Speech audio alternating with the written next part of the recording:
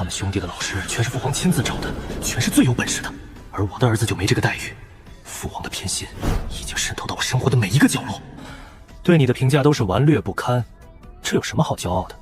皇叔，你傻吗？陈安，你简直目无尊长！你真是蠢而不自知，难怪刚刚你得瑟你儿子。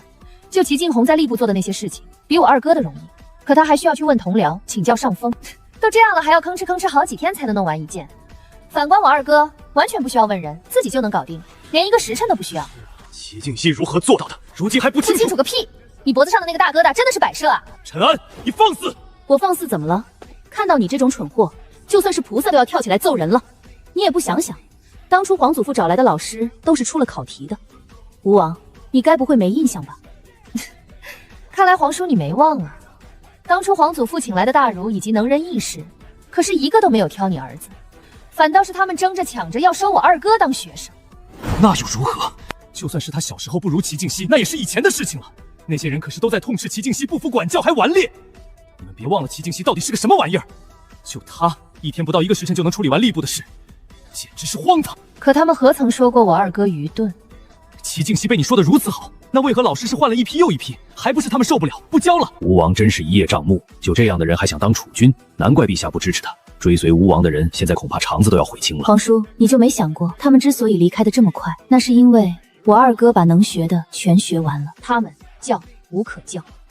这不可能！可能不可能不是你说了算的，我二哥做的事情摆在这里，皇祖父都认可了。怎的，皇叔？你觉得皇祖父是那么容易被欺骗的傻子？陈安跟老四呛就呛，为什么要牵连朕？我倒是真的没想到，齐静熙这么多年一直在藏拙。皇兄，你们一家好心机。这有什么好心机好藏拙的？我爹是王爷，你又格外的忌惮我爹。我爹手里钱财足够，我哥他们什么都不做，就能舒舒服服的过着富贵生活。这种情况下，我哥哥他们为什么要展露自己的能力？展露了能力，皇叔，你晚上还睡得着觉吗？睡王一家野蛮实力，处处打我一个措手不及，现在竟然说是为了我好，要不要脸？好，想不到齐静熙倒是有如此本事。既然如此，他为何不在吏部好好的做事，反倒经常往外跑？皇叔，你这问题问得好，不过这答案你要问问吏部侍郎，他为何让我二哥把做完的东西放到几乎废弃的库房里？我没有，你就有，不然我干什么把做完的东西放到那里去？我一开始奇怪，问你，你就各种敲打我，话里话外都是说我要是想仗着我爹的事，就别听你的。陛下，臣冤枉了，臣有什么理由这么做？哪需要什么理由？无非就是你依附着吴王，这样的你打压我二哥不是很正常？装什么呢？吏部侍郎，好大的官威！陛下，皇祖父，陈安，何事？吏部侍郎如此胆大妄为，想必平日里也做了不少欺上瞒下的事情。皇祖父何不好好的调查调查他？要是有因为他以权谋私坑害的无辜之人，也好为那些人做主。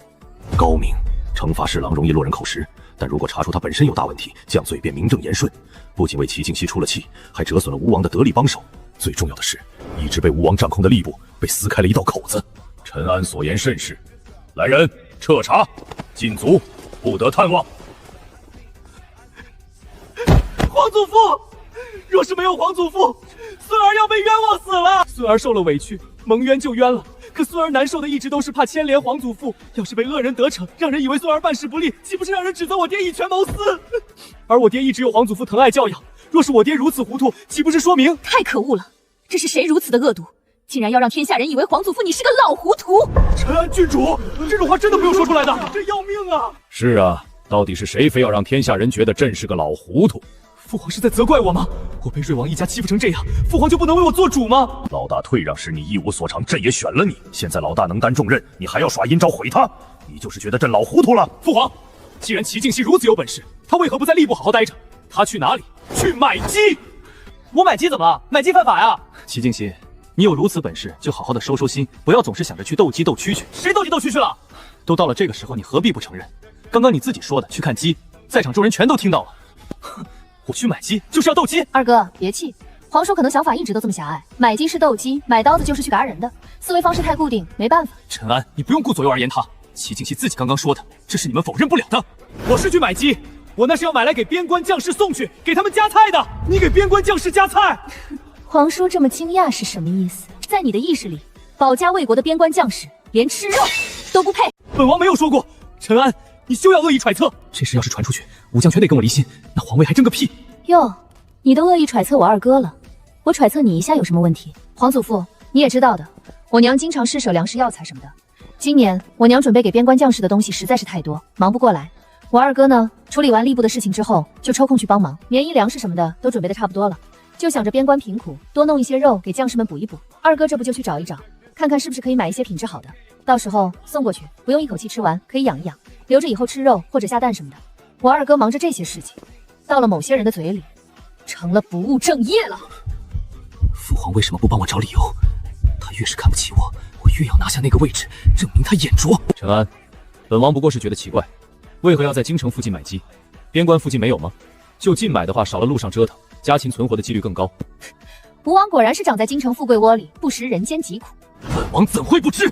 你既然知道百姓过得不容易，那就更应该知道边关百姓很多肚子都吃不饱，还家里养鸡，大量采购的话，你觉得够吗？陈安，你既然知道边关生活贫苦，那从他们手中买鸡，还是为他们增加一份收入，你为何非要在京城附近购买？按着你的意思，京城附近就没有穷人了，他们就不需要卖鸡的钱贴补家用？本王是这么意思吗？本王的意思是说，边关的百姓更需要这份收益。让边关军营跟他们买菜，让他们给缝制衣服鞋子不行？除了成品的棉衣之外，还有大量的布匹，就是方便将士们缝制衣服鞋子。这些东西就可以让附近的村民来做，如此衣服鞋子都可以按着尺寸来，同时也让附近的村民有进项。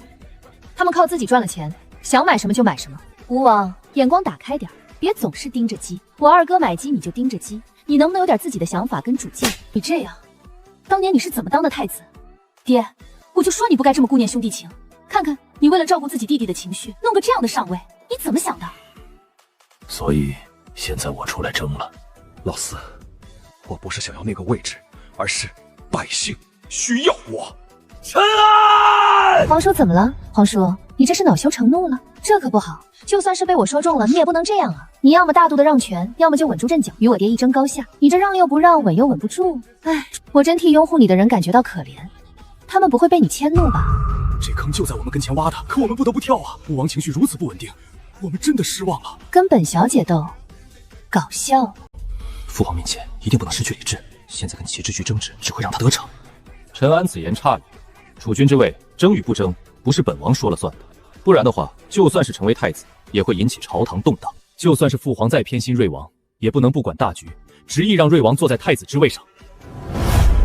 这个感觉很不好，就好像我是一只弱小的猎物，随时都会被撕成碎片，而我完全没有半分抵抗之力。陈安，你这样看着本王做什么？吴王，你应该庆幸我爹人品好。你这是何意？我爹就是心思纯良，不然的话，你根本连争的机会都没有。陈安，你这话实在太过托大了。皇祖父偏疼我爹，完全可以随时下道圣旨，立我爹为太子。陈安，你一个姑娘家，根本不懂朝堂之事，以后还是不要参与其中，省得让人笑话。立为太子也要文武百官同意，若是不能服众，服众？服什么众？不服气的，嘎了不就得了？天下间有能力的人何其多，空出来的位置正好那些人上位，只要让百姓吃饱穿暖，谁会在意那些消失的大臣？荒唐！这么多人，你全都嘎了？不可以吗？为什么不可以？思云部落那么多人，陈安郡主单枪匹马就给灭了，灭我们岂不是如探囊取物？所有反对我爹的臣子能有多少？就算是比思云部落的人多，对我来说也没太大难度。当然了，我爹心善，皇祖父又是明君，我若是做了这种事情，他们二位肯定不太高兴。你到底在遗憾什么啊？喂！我就希望吴王你跟我爹争，就光明正大的争，不要想着用什么歪门邪道。不然的话，皇祖父跟我爹是正人君子，我可不是哦，把我惹急了，绝对不是你能承受的。陈安，你这是在威胁本王？威胁不存在的，我不过是实话实说，我擅长收割人命。你们谁要是想不开，我可以成全你。我这人啊，最喜欢做善事，最爱成全人。打压对头的人不是正常的政治手段吗？怎么突然有了性命之忧？以后我不那么干了还不行吗？我错了。退朝！以前以为跟瑞王争有难度，现在才知道头顶一直悬着一柄长剑，智谋争不过，无力打不过。现在下吴王的船还来得及吗？爹，这回应该有人想要断尾求生了吧？会有人做出选择。你这回事情办得好，拉下来了吏部侍郎，我正好安排自己的人顶上。还是我妹厉害，我妹让我把做完的东西放到不起眼的地方。我妹说了，栽赃陷害还要什么证据？我说是吏部侍郎吩咐的，就是他吩咐的。也得是二哥有这个本事，要不是二哥处理起吏部事情来游刃有余，也没法坑了吏部侍郎，最好是坑吏部尚书的。只不过那一下子跨度太大，吏部尚书做的事情还没到一击毙命的地步，不能一招扳倒，就暂时不动了。先把吏部侍郎弄下去，让爹安排自己人过去，一点点的蚕食吏部就是了。这种事情，爹跟大哥擅长，咱们就不用管了。都是好孩子，有如此儿女，真是本王几辈子修来的福气啊！吏部侍郎这回肯定是保不住了，咱们后面要怎么办？陈安郡主一点都不像开玩笑的意思，他要是真的背后耍阴招，我们的脑袋他真的敢摘啊！你们在紧张什么？陈安不过就是放个狠话罢了，他说的那些完全是在自己找死。当着父皇的面要血洗朝堂，你们以为父皇心中会没有想法？帝王威仪被如此挑衅，父皇能忍得下他？哼，果然是从乡下来的丫头，做事不管不顾，仗着自己武艺高强，行事肆无忌惮，真是自取灭亡。陛下，真的这么想陈安郡主吗？王爷，您是不是对陛下的底线有什么误解？好啊，陈安，张阁老，你就没什么想说的？陛下，老臣从未见陈安君主这样的女子，老臣一时之间不知如何说。你个老狐狸，你是不知道怎么说吗？你就是不想说。陈安这样的女子没有，男子又何曾有过？胆敢在朝堂之上说出那样威胁的话，若是换个皇上，可是容不下他的。郡主必然是知道陛下的乃真性情之人，所以才说得如此肆无忌惮。郡主知道陛下有容人之量，不会怪罪，不用拍朕的马屁。陈安此举对江山社稷、对黎民百姓都是有益无害。吴王他们要是不计后果的斗起来，让无辜之人卷入其中怎么办？陈安今日此言，就是杜绝了此事的发生。想要太子之位，凭本事去争，谁是那个最无法取代的，谁就是那个位置的主人。陈安用心良苦啊！陛下能有陈安郡主，乃是朝廷之幸，社稷之幸。陛下，吴王求见。让他进来。父皇，儿臣回去之后越想越觉得后怕，这才慌忙进宫。父皇，陈安所言实在无法深思，他若是真的心怀不轨，对父皇下手怎么办？吴王这话说的真是太蠢了，我什么都没听见。朕还以为老四有出息了，想到了破局之法，没想到这么明显的事情，他琢磨半天才琢磨出这么个蠢话。你觉得陈安会嘎了朕？父皇，不得不防啊！陈安脾气阴晴不定，做事肆意妄为。他日若是瑞王吴望那个位置，他会做出来什么，谁都不知道。父皇可要早做打算。老四，父皇，老四，你做事之前能不能先动动你的脑子？连着熬夜处理几天朝政，朕都没觉得这么累过。有的孩子真的都是父母前世欠下的债。我担心父皇，父皇竟然觉得我蠢。到底是哪里不对？当年他当太子时做事也可圈可点，怎么老大恢复了，老四变成这副死处？难不成真的有一股神奇的力量在吸他的智商？父皇，儿臣是担心您的安危啊！若是陈安丧心病狂的想要让瑞王坐上皇位，他真的能办到？老四，你知道陈安要让老大继承大统最直接的方式是什么吗？弑君！十分庆幸自己年纪大了，早早就开始修身养性，轻易不发脾气。听到这种大逆不道的话，竟然一丝火气都没有，看来朕的境界又高了。老四啊，你先回去吧。父皇，退下。老四，坚持不了多久。陛下所言极是，吴王的心性根本不是瑞王的对手。偏心，父皇实在是太偏心了！我连各种说辞都想好了，他竟然连一个开口的机会都不给我。既然如此，那就别怪儿臣了，我要赌一把。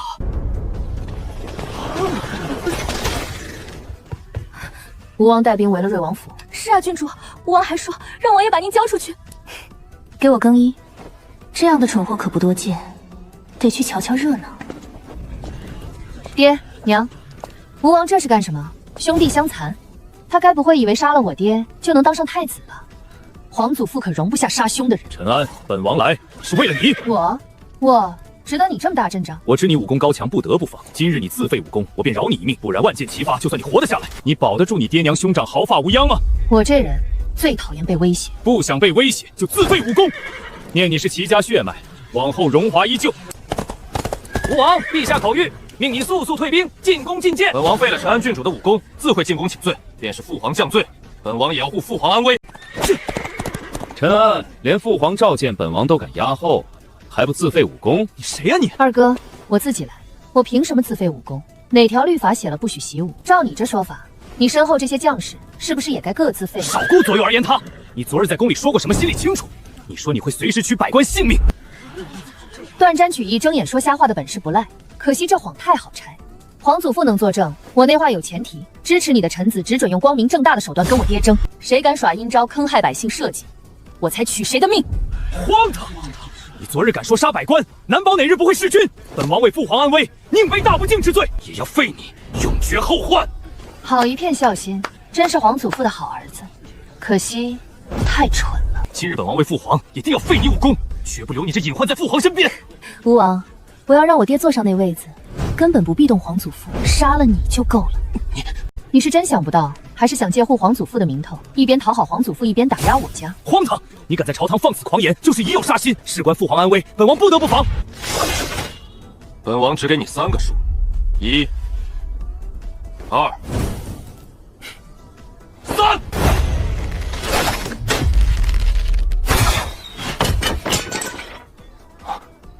最好别动，不然下次可就不是晕过去，是没命了。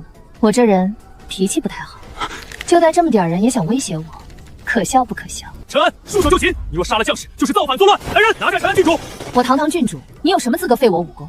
此事得皇祖父下旨才行。怎的？你如今能越过皇祖父，替他做主了？有人怕是魔怔了，当自己是皇上呢。缠住你，再抓住瑞王妃要挟，我就不信你不就范。吴王，你难道不知道，这世上除了武功，还有别的办法退敌？陈安，你做了什么？我会医，你忘了？谁说让人失了行动力，非得动武功？都提示到这份上了，你还想不到？怎么这么蠢？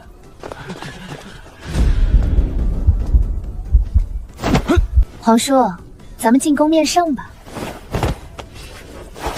放开！你想干什么？带你进宫。齐之玉，我要杀了你！吴王这是自作自受，我妹又没杀人，不过带他进宫找皇祖父评理去了，做的都对。进宫。皇祖父，陈安，受委屈了。还好没伤着，你还是个孩子，往后这种事让你爹上，你往前凑什么？我脾气不好，有人欺上门，自然要打回去。我爹是办大事的，这种小事我自己解决。你呀，你要伤了你爹娘，不得心疼死？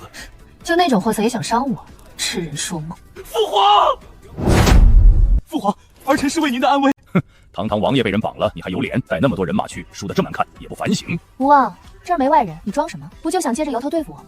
本王是为父皇安危。皇祖父传口谕召你进宫，那是在救你，给你台阶，你却完美错过了。你但凡按部就班，虽没胜算，也不至于输得这么快。你千不该万不该，妄想挑起内乱。将士可以死于战场，死于平乱，唯独不能死于内斗。这般空耗国力的事，才是皇祖父最痛恨的。父皇，儿臣有点私心又如何？皇兄一家做事就没私心？别说老大，就是朕也有私心。有私心不要紧，得对朝廷对百姓有利。陈安灭思云部落，私心是替他父王扬名立威，笼络人心。可部落实打实被灭了，隐患拔尽，百姓不再提心吊胆，将士不必再枉死。这样的私心，谁智慧？陈安，你笑什么？仗着武功高，很得意。我厉害，还不许我得意？难道要像你这般无能才好得意？我的私心在大局之后，你的私心呢？为了皇祖父就折损将士来对付我，理由单薄的可笑。你自己看看，咱俩差多远？父皇，陈安如此羞辱儿臣，您看不见吗？看见了。朕命你进宫，你当时怎么说的？连朕都叫不动你了，老四，你长本事了。那些将士你别管了，朝廷的兵是保家卫国的，不是给你谋私随意牺牲的。父皇，你要收儿的兵权？抗旨坑将士，还打着皇祖父的名号谋私，只收兵权，皇祖父真是偏疼你了。换旁人早滚出京城了。几位皇叔都在外为皇祖父分忧，吴王要不要也去？皇祖父，我没让将士伤亡，吴王这兵权是不是该给我爹？老大，你生了个好女儿，祖宗必有儿臣之幸。既然父皇如此，那我就认真争一争。这么多年的太子，不是白当的。老四，禁足1月，恢复好好反省。是。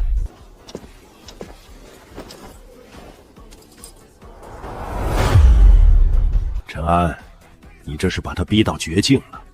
堂堂王爷被绑着拖到皇宫，这份羞辱，老四咽不下。我就是想看看他手里还有什么底牌。当了这么多年太子，不可能只有那么几张，把他彻底激怒，他才肯拿出真本事，跟我爹争着储位。这家里就我最天真。你这丫头急脾气，是不想拖太久吧？皇祖父，我真急了，吴王这会儿早不在人世了。妹啊，你这是怎么了？累。前2天对付弓箭手伤着了，我这就去请御医。二哥，我就是大夫，我没事。那你累什么？我在说服自己，先别冲动，别弄死吴王。放心，我已经平静了。这世界就是不如原来痛快，直接武力解决多省事。对了，物资大半都送到边关将士手里了，可惜吴王兵权归了咱爹，原想让他大出血的计划落空了。妹，你笑什么？吴王是不是又要倒霉了？挖一挖吴王的财力，好不好？真能成，吴王会往里跳？肯定跳，他要名声，要证明自己，更想在咱爹面前亮亮实力。这阵子一吃瘪，正憋着劲儿呢。他越想撑面子，砸的就越寸，家里迟早兜不住。好，我这就去办。哎，大哥，你怎么不激动？咱们要从吴王身上刮下大笔银子，贴补咱爹的将士，多厉害！玉儿想出来的不正常吗？玩弄人心本就是他的强项，他费了这么多心思，咱们得执行好，别让他白费。我知道。你这是，本王不过被禁足失了兵权，何至于此？王爷，臣的身子越发不行了，蛊虫发作越来越频繁，一天好几次，说不准哪天就得卧床。蛊虫怎会频繁至此？当初陈安不是承诺过？郡主承诺的发作时辰没错，可没说是一天数次。这样下去，皇上断不会让臣带兵。王爷，臣这兵权万万不能丢。那是自然。可眼下有个坏消息，瑞王送往军中的物资，连臣麾下的将士都收到了。王爷，将士们会怎么想？你的将士都收到了，连王爷从前麾下的也有，只是比起旁人，送到咱们这边的少了许多，只有药材、伤药。虽说是保命之物，可他们只会更恨本王。凭什么本王不像瑞王那样送新衣新被、送肉？好一个瑞王，在这儿等着本王！他想坑我，算盘打错。他不是要争吗？那本王就让父皇看看本王的实力，不输他。魏国公，你安心备孙女的婚事，绝不会落了魏国公府的面子。是。有的雨非要上赶着瑶儿，能怪谁？吴王真是大意，只可惜被人暗算了。早备好了物资，却被人抢了先，倒显得他落了下朝。那么多物资，岂是一朝一夕备得出的？吴王早备下了，只因东西太多，整理得慢，才慢了一步。唉，如今军中只知瑞王送了东西，倒把吴王盖了过去。就这点定力，真没用。郡主，真巧啊！不巧，你们跟了我一路，隔着雅间拉踩我爹半天，这会儿见我不理，才特意追出来找茬，扯什么巧不巧？有意思吗？郡主，不是找茬，是我们替吴王不值。他早备好物资要送将士，偏被瑞王抢了先，倒像是学瑞王落了下乘。落了下乘，先送后送，送多送少，受益的都是将士，这有什么上乘下乘，有什么好比？难不成吴王送物资还存着攀比之心，不跟我爹比，他就不送了？也真奇了，吴王手握兵权这么多年，怎么从没想过给麾下将士送点东西？偏赶在我爹今年手头宽裕送物资的时候，他也恰好想到一块儿了。这是存心跟我爹比，还是丢了太子之位才想起拉拢人心？郡主，我们不过随外头的议论说说罢了。哦，是外头人说的，跟你们没关系。魏将军，你这人云亦云的毛病，上了战场没问题吗？被旁人三言两语一带就偏，到时候跟着你的将士性命谁负责？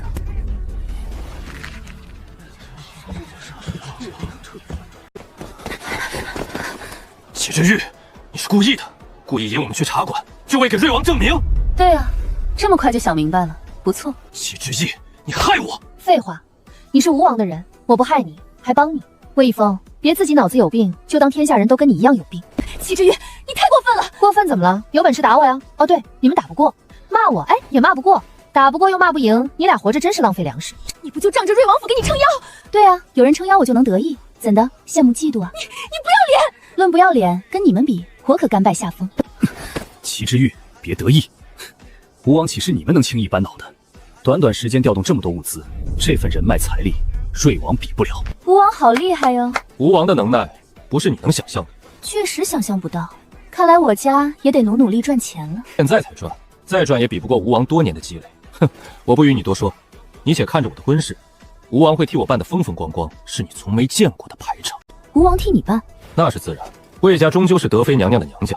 好呀，那你成亲那天，我一定去好好看看是怎样的风光，我很期待呢。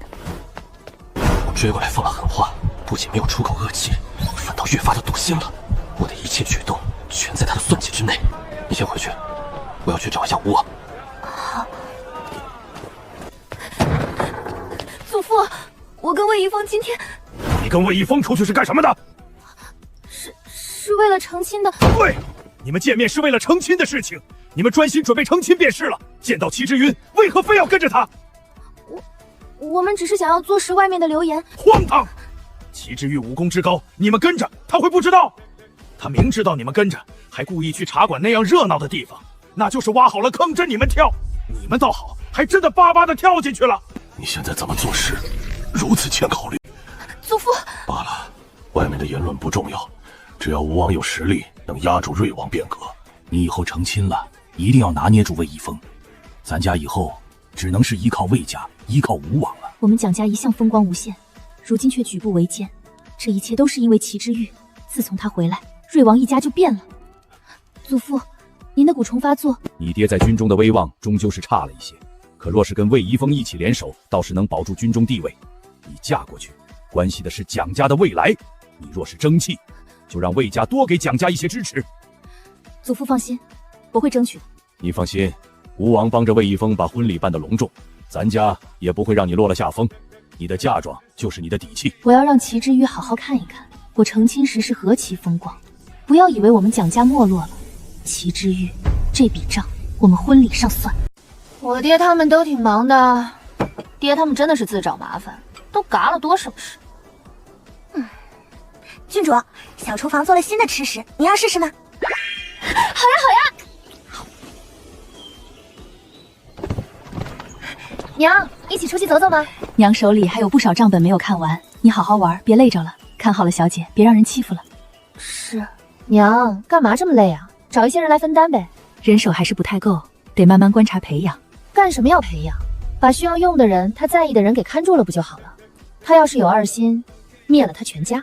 有的人他无父无母，没有亲人，没什么可以威胁他的，那就给他下毒，不听话就让他毒发身亡。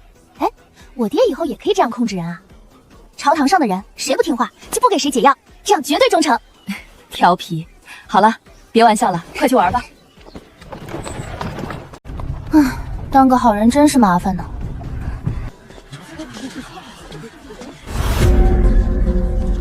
敌人太甚，我来给妹妹添妆有什么问题？祖父，您就都不让我进门吗？你不要吵了，非要闹得这么难看，你才甘心吗？不是不让你进门，而是你爹早就分出去了。你们的好意我心领了，添妆就不必了。蒋大哥，郡主，真巧，在这里遇到你了，是遇到麻烦了吗？郡主，这是我们的家事，就不劳烦你操心了。那可不行啊，蒋大哥跟我二哥可是好兄弟，我二哥的兄弟被欺负了，我怎么能假装看不见？郡主，我那叔叔早就被分家分出去了，而且他们家也没有多少资产，我怎么能要他们的添妆？哎呦，你还体贴啊？你是体谅他们家日子不好过呢，还是压根从心里就看不起他们呢？怎么团圆年节的时候，永远没有蒋大哥他们一家人的身影？祭祖的时候，他们甚至都不被允许进祠堂，只能在祠堂外跪着。郡主真是说笑了，这是不是有人酒后胡言？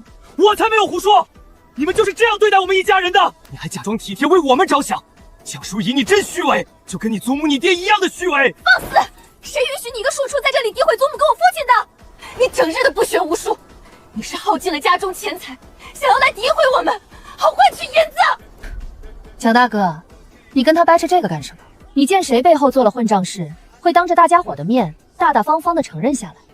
他们背后不要脸，当着人可是要那张遮羞布呢。郡主，你不知道事情如何，请不要妄下定论。妄下定论？倘若不是真的，干什么不让人进门？就算是分家了，他也是蒋家人。你们府上的小厮把他拦在门外，是几个意思？怎的？蒋家少爷连进魏国公府的资格都没有？郡主，这是我们蒋家的事情，就不劳烦郡主了。蒋大哥，我看你们过得够憋屈的，不如你们直接跟蒋家断亲吧，我来给你们做个见证。郡主，这是我们的家事。家事？这么说的确没错，但别忘了，蒋大哥的爹是被你们分出去的庶子，无权无势。你们对蒋大哥一家可没有任何帮扶。蒋大哥既然跟我二哥是好兄弟，这事儿我碰到了就不能不管。蒋大哥，我给你撑腰，绝对不会让你们再被欺负。多谢郡主。兄长，你要知道，没有了魏国公府的扶持，你们还有什么依靠？依靠？我们家依靠你们什么了？这么多年，是我再往上一步了，还是我有个好前程了？那是你们自己不争气，难道要让祖父违规提拔你们吗？如此违背原则的事情，祖父可是不会做的。现在就是要分家，你们分不分？蒋大哥，我可以替你做主吧？多谢郡主主持公道。兄长若是非要断亲，那就请叔叔过来与祖父当面谈。蒋叔爷，你是想用你祖父来压蒋大哥的父亲？蒋大哥的父亲若不是至孝，又何至于一直被你们家欺负，连进祠堂的资格都没有，团圆的日子也不能回府？你们心里有蒋大哥一家吗？郡主，这是我们家事。走，咱们去告状，让人来判你们跟魏国公断亲。好。兄长，你怎会如此天真？哪个衙门会管魏国公府的断亲？郡主说有，就一定有。郡主，你做不到的事情，就请不要乱说。郡主是一时说痛快了，但有人真的信了怎么办？这不是害人吗？那就请问郡主，谁能做得了我魏国公府的主？我皇祖父啊！蒋大哥，走，咱们进宫去，让我皇祖父为你们做主断亲。多谢郡主。站住！郡主，请留步！原来你也会好好说话呀。这里面肯定是有误会的，郡主不如入府详谈。不用了，你问问你祖父，他要是同意，直接写份断亲书；不同意的话，我就去找黄爷爷，让我黄爷爷跟你爷爷谈，别让我久等，不然我直接进宫。很快。郡主，我准备了一些证据，要不要一会儿拿出来？还有证人。不用。蒋大哥，你真是个好人。啊！人家蒋家的事情，还有外人干什么掺和？好歹是一家人，这陈安郡主真是多加贤士。老臣见过郡主。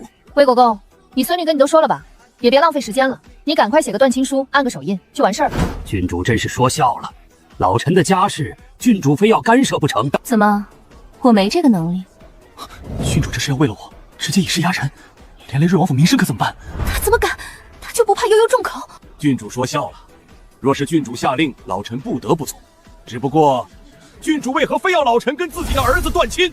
难不成郡主就见不得老臣一家团圆，非要拆散老臣一家才高兴？以前郡主办事都有理有据，这回太霸道了吧？谁家当爹的不偏心？做儿子孙子的就不能体谅一下？强人所难。魏国公，这么多年你怎么对待你庶子的？你自己心里不清楚？郡主，你想说什么？是说他在魏国公府受了委屈？他有什么不满，大可以跟我直接说。是啊，郡主，我叔叔有什么觉得魏国公府对不起他的，可以说出来。庶子要主动的提出来断亲，大家都会觉得他不孝吗？区区庶子如此忤逆不孝，必然要承受千夫所指。一个庶子，好大的狗胆，竟然要跟亲爹断亲！可是换个角度想，到底是什么样的委屈，让他宁可被世间众人唾骂，也要断亲？一个被分了家出去，本来就占不到魏国公府富贵日子的人，还要断亲，这不是把自己最后的一丝可以依仗的势力全都斩断吗？到底是经历过怎样的事情，才会让他下定决心，要从自己亲生父亲这座大靠山离开？哪怕是背负骂名，哪怕是自毁前程，哪怕是万劫不复，也非要断亲？为何？魏国公，你倒是跟我说说，跟大家伙说说，你们到底是怎么逼他到如此境地？你们要是有当国公的父亲、祖父，你们就算是受了一些委屈，不得宠，被冷落，你们会想着断亲吗？郡主好口才。魏国公，你真是说笑了，我不过就是实话实说。当然，你要是觉得你对蒋大哥一家很好的话，你可以拿出来证据，让大家伙看看他们到底是什么样的白眼狼，或者是受了什么刺激成了疯子，非要跟你断亲。既然你父亲不喜蒋家，那我这个当父亲的就成全他。来人，准备笔墨。我给你们当见证人。郡主，你这下满意了？能让一家人脱离苦海，我自然是满意的。毕竟做好事一向都是我家的传统，我不过是向自己爹娘还有哥哥们学习罢了。蒋大哥，你们算是苦尽甘来了。走，去王府上，正好我二哥也快回家了，你们好好的喝顿酒，庆祝庆祝，逃离火坑。火坑？祖父，就这样跟叔叔断亲了，真的好吗？我总觉得哪里不太对劲，会不会这是齐志宇给咱们挖的坑？能有什么坑？不过就是跟一个废物断了亲。那本来就是个没用的东西。可祖父，今天的事情太巧了，这会不会是齐静熙他们的阴谋？有什么阴谋？你也知道你那个叔叔真是什么都不行。同样都是去边关去打仗，看看你爹奋勇杀敌，大破敌军，反观他缩在后方，连冲锋陷阵都不敢。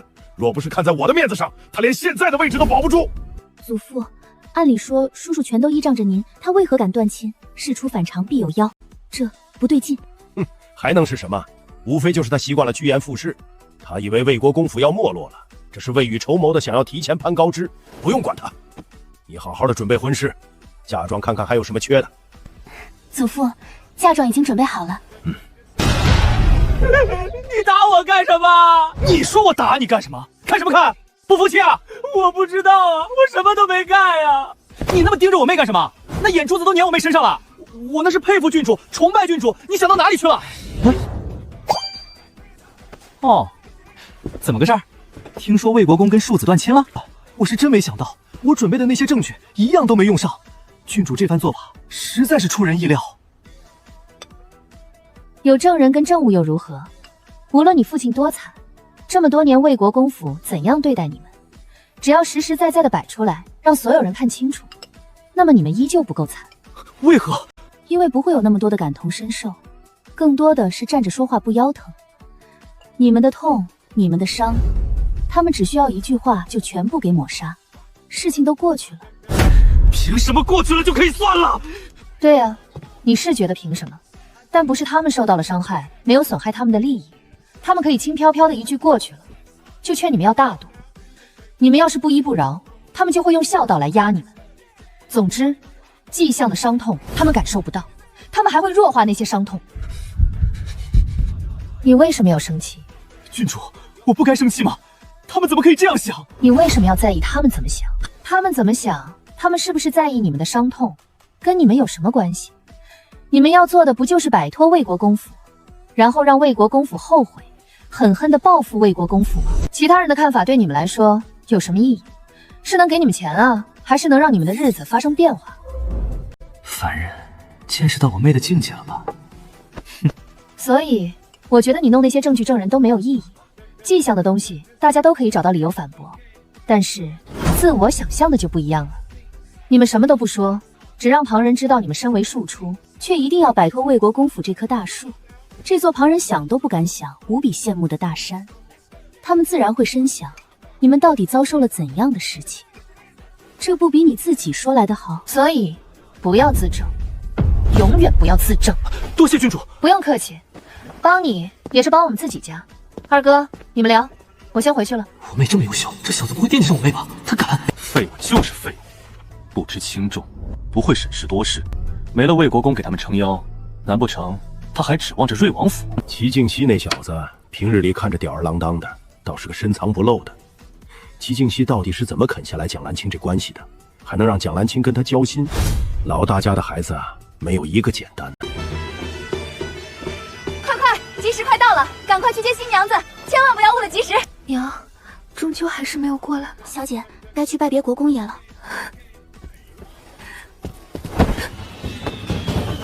这场奢华的婚礼，京城谁不羡慕？就算娘被休了，外祖家给的东西也足够让我风光大嫁。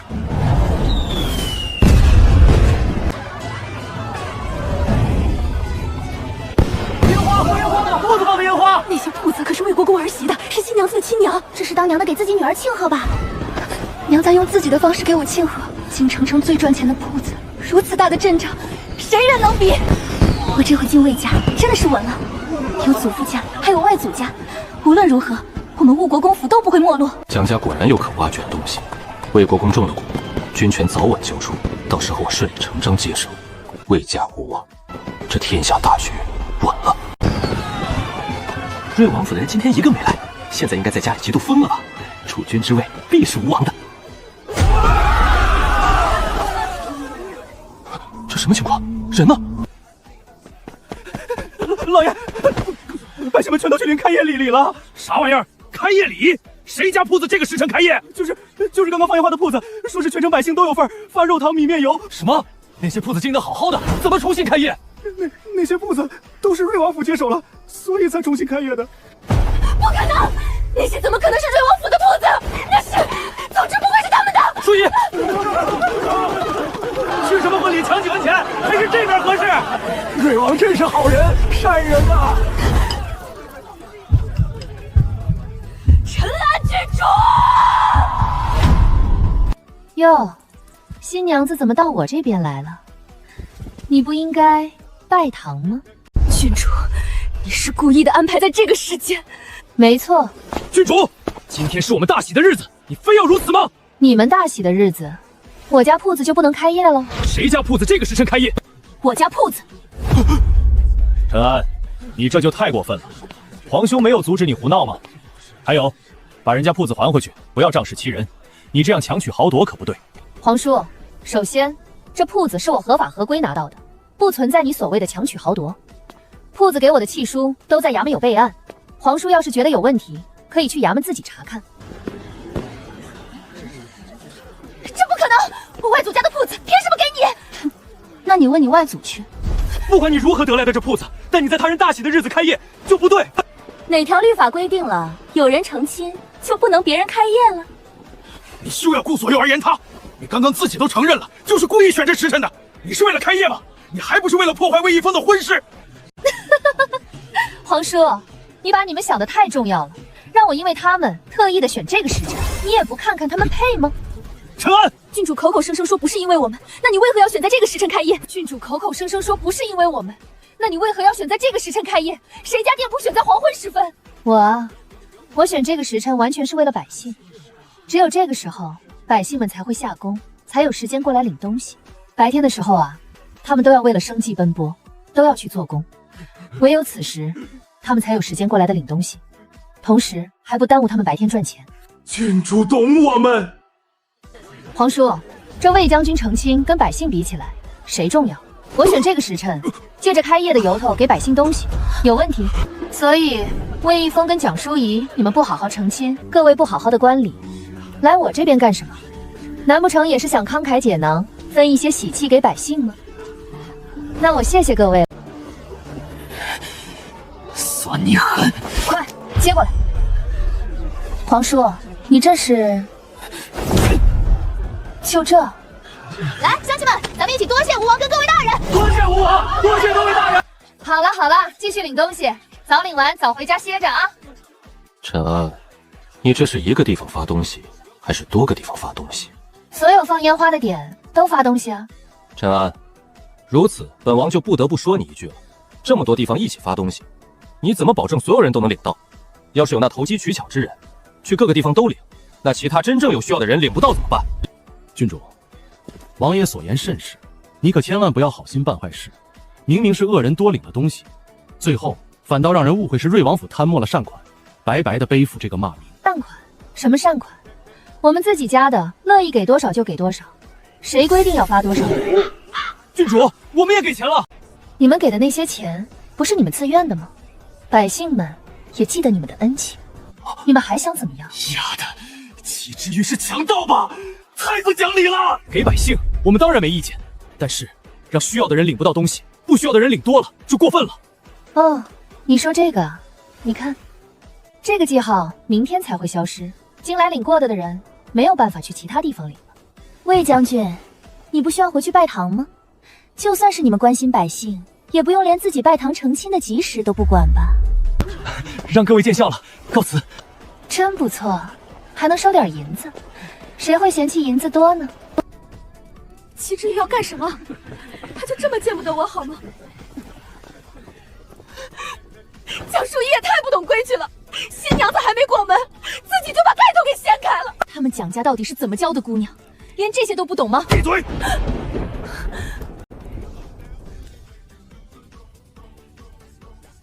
你不知道怎么回事。我外祖家根本不可能把产业给瑞王，就算是没有了魏国公府撑腰，但我外祖家的生意做得那么大，怎么会将如此家业拱手送人？这完全都不合理。会不会是瑞王他们逼迫？吴王会去调查的。本王在府中这1个月，你们到底干了什么？这不可能！这么大的产业，怎么会给了蒋兰青？你问谁？你们蒋家的事情，你反倒在这里问我？王爷，老臣这就回去调查清楚。若真是蒋兰青那个孽超弄的，臣一定让他将产业收回来。人呢？他说他不是蒋家人，不用听您的了。他原话是怎么说的？讲。都断亲了，还往我这儿贴狗皮膏药啊！好个孽障！准备马车，我亲自过去见他。他正要出门，说是去找齐静熙听戏。去戏楼。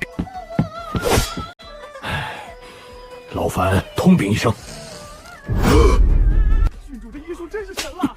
郡主就是我的救命恩人，活菩萨。有事？郡主，刚刚臣莽撞了，主要是臣担心郡主的名声。魏国公，眼瞎就承认自己眼瞎，不用找借口。郡主，你这是何意？何意？刚刚就算是你不知道我在给人治病，但我二哥还有其他人都在这里，你觉得我会干什么？还是在你的心里，就认为我们都是不知礼数、行事荒诞之人？亦或者是你就是想给我泼脏水？你到底是哪种？郡主性子真是直率。就是这么优秀，没办法。郡主，臣找自己的孙儿有些事情要谈。孙儿？你是不是走错地方了？我们这里可没有你的孙儿。是吗？这里没有我的孙儿。魏国公真是说笑了，有没有你的孙儿你自己不清楚，你问我做甚？我跟你们魏国公府可没有半点关系。怎的？我做正的断亲不作数？魏国公，在你眼里，皇家郡主说话就是放屁？郡主说笑了，臣绝无此意。只是臣今日有一事不明，还想请郡主为臣解惑。可以。郡主这是何意？我为你解惑，你不该交钱吗？魏国公不会连这点诚意都没有吧？郡主，你很缺钱吗？缺啊！我爹要跟吴王争储君之位，当然需要大量的钱了。郡主，臣敢问，为何臣孙女外母家的产业会到你手上？哦，这个呀，因为蒋大哥送给我的呀。蒋大哥感谢我帮他断亲，摆脱了你们魏国公府。听说是因为对方喜欢蒋大哥，看他顺眼，一激动就给他了。招人喜欢，还真的挺不错的。郡主，你觉得臣信吗？你信不信重要吗？反正产业当初是给了蒋大哥，其实我还是捡漏的。当初啊，蒋大哥是想把这些产业给蒋淑仪当天庄的，他没要，这才便宜我了。到底是魏国公府大气，这样的东西都不要，我还真的庆幸你们视金钱如粪土，不然的话，我也不能占这个便宜。我特意准备的大礼都被嫌弃，果然蒋就是看不上我们这一支。魏国公，你该不会是知道蒋大哥有那些产业，所以你后悔断亲了吧？不是吧，不是吧？堂堂魏国公竟然这么见钱眼开啊！你可是魏国公啊！二哥，魏国公这承受力不太行啊，这就气得快血了，就这还想夺嫡，真废。妹啊，这么多的产业，那么多的钱，谁损失了也会想吐血的。我妹到底怎么能这么天真的同时，又心思缜密到如此恐怖的地步？她曾经到底经历过什么非人的折磨，才历练出这一身本事？她还没及低啊！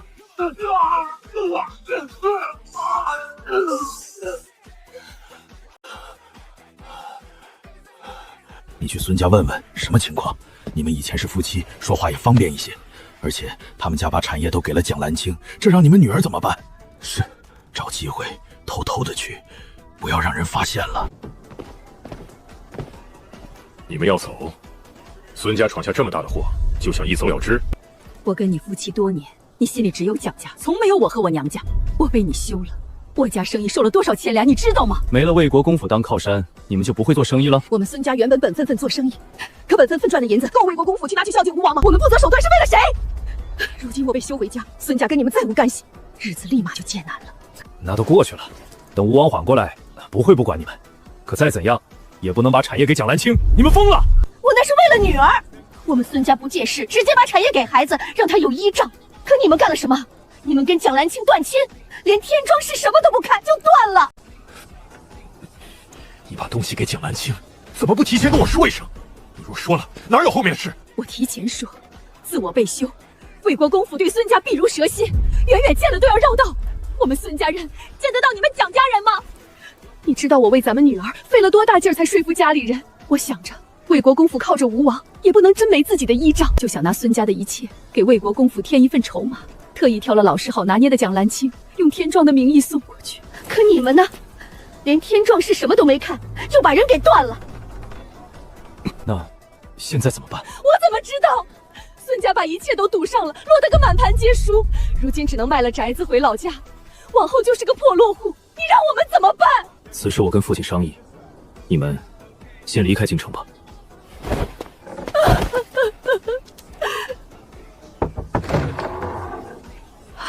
见过郡主。起来吧。郡主，蒋百华方才去找我了，我就按您吩咐的跟他说，那些产业本是要给我女儿添庄的。怎的？看清蒋百华的真面目了？不，你早知道蒋家是什么人，只不过从前你们是得力的，如今你和孙家成了要被牺牲的，自然就不跟他一条心了。行了，你们孙家远离京城，往后这儿的事就跟你们没关系了，别妄想做不该做的事。你知道的，我这人从不觉得杀人是什么麻烦。郡主放心，我们什么都不做，回老家本分过日子。郡主，您既知道魏国公府借孙家敛财，为何不拿着证据直接对付魏国公府？弄倒一个魏国公府，吴王就倒了吗？追随他的人还在，更何况魏国公府现在留着还有用。我这人从不喜欢浪费，价值没榨干净怎么能行？我啊，就是那勤俭持家的。行了，你走吧。是。瑞王府那家东西好。何事？少夫人，前头有马车，大路那边有人闹起来了，咱们才该走这条窄路，两车相遇得有一辆避让。若是不行，咱们就绕。蒋淑仪是吧？我让你先走。郡主，怎敢让郡主让行？还是我们退吧。无妨，今天是你回门的好日子，让你一让是应该的。尊卑有别，臣妇不敢逾矩。我说行就行，主要是若不是你，我也拿不下孙家那么多产业。这跟我有何关系啊？魏国公没跟你说？哦，是了，你成亲还没回门，自然不知道。算了，你回去问你祖父就清楚了。快回去吧，不耽误你。郡主，你就直说吧，不然我也不好让你为了让路步行离开。还请郡主明示。其实也不是什么大事，要不是你不要蒋大哥的天庄，蒋大哥也不能把孙家的产业全送给我。孙家把产业都给了蒋大哥，蒋大哥要拿他给蒋淑仪当天庄，蒋淑仪言辞拒了，没要。好了，今天是你们回门的好日子，我不耽误了。啊，对，我还没贺你们呢，祝你们新婚喜乐，美满幸福啊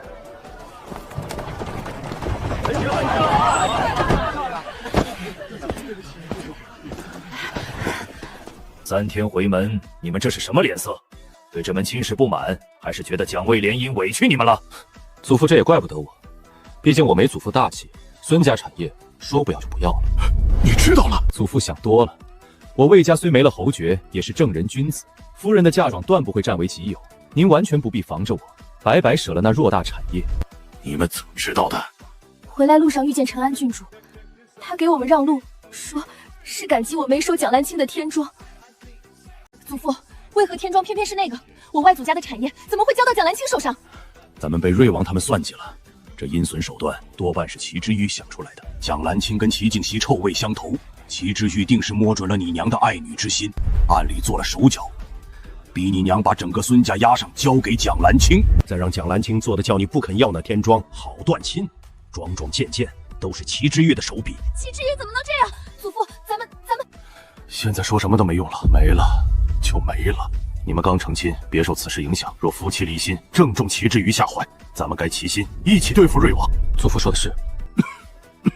魏以峰靠不住，最近边关有战事，你去。爹，您的意思是立个大功，在军中有了威望，我才好把兵权交到你手里。魏以峰去一二，图的就是我这兵权，扶他对魏国公府无异于引战之客，别人终究靠不住。爹，儿子明白。魏国公府的荣辱全系你一身，这回别让我失望。一切按计划走，爹，咱们全提前安排好了。没了魏国公府，吴王又失一大助力。还得是爹，当年让出太子位，却一直盯着朝局，处处留了后手。这是一方面，主要是你妹。您是说孙家那份产业？孙家跟魏国公府本已没了干系，玉儿偏叫那产业在魏国公眼前转一圈，再从他指缝里溜走。你们想，一份泼天家业，眼看要落进自家口袋，却因自己断了亲，退了天庄，白白让给了敌人，这得而复失的滋味，可比从没得到还磨人。所以魏国公、魏一峰、吴王三人的心，就被这一进一出全搅乱。正是，人就是这样，眼看天大的造化擦肩而过，哪怕从没真到手，也会陷进不甘里。魏国公一乱，就沉不住气，才会孤注一掷，全力扶蒋百华。跟魏一峰、跟吴王都离了心，玉儿要的就是这份乱。他们越乱，咱们下一步越顺。你没什么说的，吏部你更熟。吏部的事我都在办，如今侍郎换成了咱爹的人，那铁桶也裂开缝了。我办事不如玉儿，可稳妥还是有的。军中的事我没人脉，交给爹和大哥。那你脸色这么沉重干嘛？没什么，我就是想玉儿，这蒋家的事儿是当年爹埋下的一根线，玉儿就能把那些细碎的东西全串起来，还发挥到极致。他那脑子是怎么长的？主要是随我。爹，咱能别这么不要脸吗？哎呦，还不许人说实话了？少废话，吏部好好干。哎，知道了。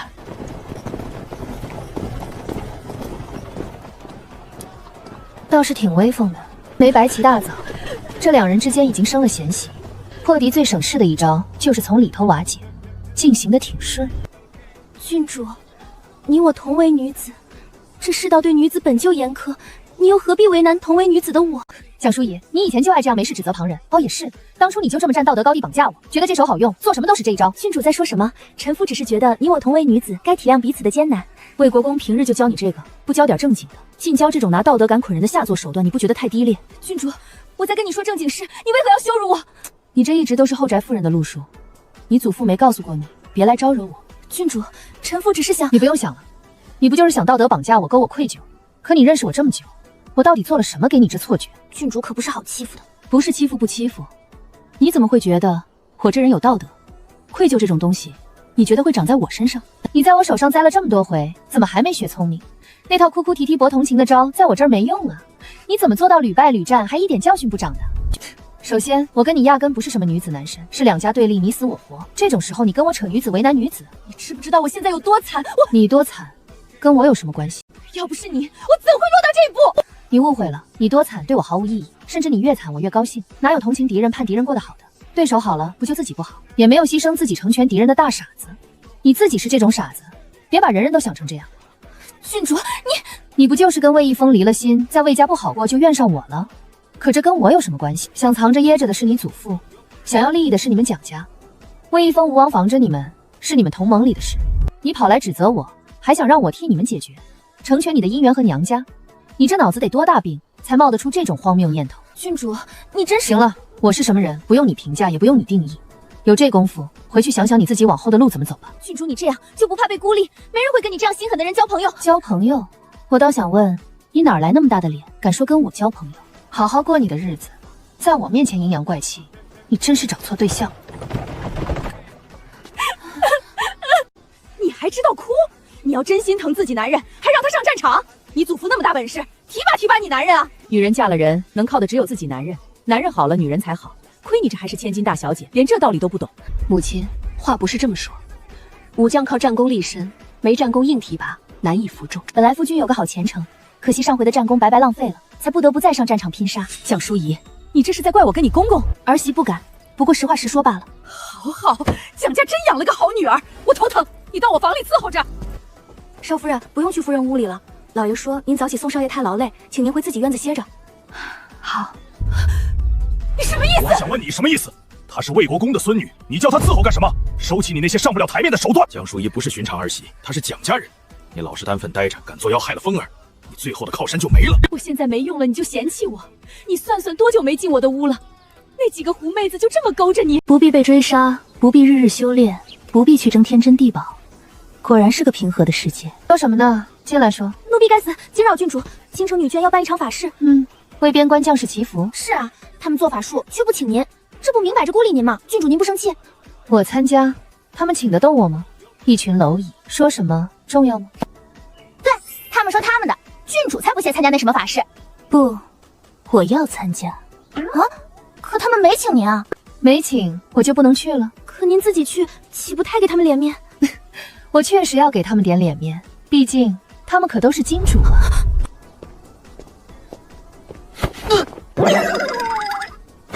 哥，你干什么？想勒死我啊？别冲动，那些人凭什么孤立咱妹？我也生气，但对付女眷不能贸然出手，得商议，别让人抓把柄。等会儿，哥，你以为我是去揍人？我是去办正事儿。咱妹交代的祈福，怎能没有符纸？咱妹又弄了一批，卖给他们正好。卖符纸？他们新城要为将士祈福，能不买？给自家买了，那些普通士兵的家眷买不起，这些女眷好意思不给？难不成普通士兵在他们眼中就不算人？你快去吧，别耽误赚钱。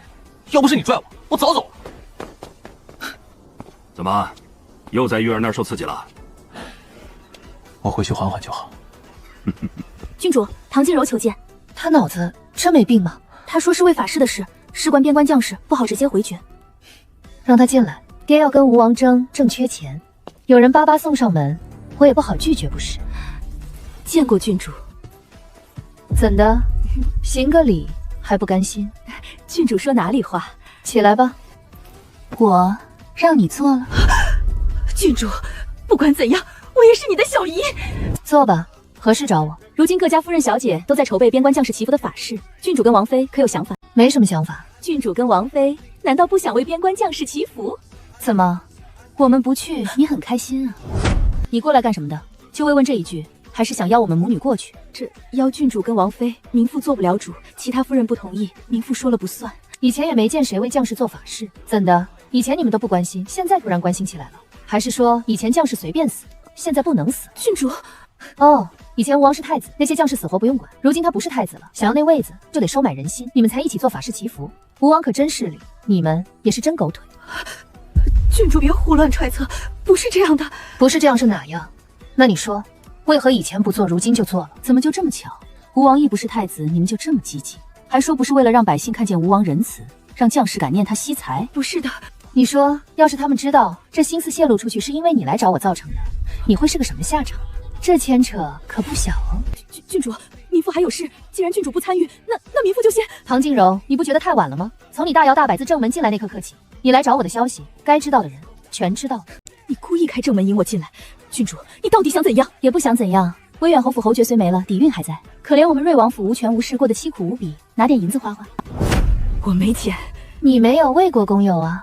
毕竟牵头的可是蒋淑仪，你的好儿媳，魏国公的好孙女。郡主，你是早就打算好的，要讹我们一笔银子是吧？这还真没有，主要是你要来见我，我才来的灵感。这还要多谢你，毕竟主动送银子的真不多见。郡主，你好狠的心！你跟我什么关系？我对你狠心不是正常的。下次这种没脑子的话就别往外说了，丢人。郡主，你让我去找魏国公要钱，我会死的。不会的，你好歹也是魏一峰的亲娘，看在魏一峰的面子上，你死不了。可就算是不死，我也不会好过。你不好过跟我有什么关系？你只要给我银子就好了。你给我银子，我就可以闭嘴，不把你们的目的说出去。这买卖挺划算的话，吴王的声誉跟银子比起来，还是吴王声誉更值钱一些吧。今天傍晚之前，我要见到银子。要是见不到，时间紧迫，你还不抓紧去办？我要见王爷！王爷，求求您出来见我一面！让开！我们王爷不是谁想见就见的。王爷，是我啊！你忘了以前你有多照顾我吗？没有了你的照顾，我在魏家过得有多惨，魏成家对我有多冷漠。其实我一直心悦的人是王爷您啊。你过来。王爷，你心悦本王？是。那你为何还要嫁给魏成江？你若有心，完全可以当本王的妾室。那是因为魏成江是吴王的人，我是想在他身边打听消息给王爷啊。王爷那个时候落难，我担心吴王对王爷不利，这才委身魏成江。难道不是因为你看到我落难，不想吃苦，才嫁给魏成江的？现在如此说，是因为看到吴王示弱，魏家没落，你才又想给自己这条出路？唐静柔，你这样两面三刀，实在是无耻至极。不是的，我真的心悦你啊。是吗？今天这瓜保熟。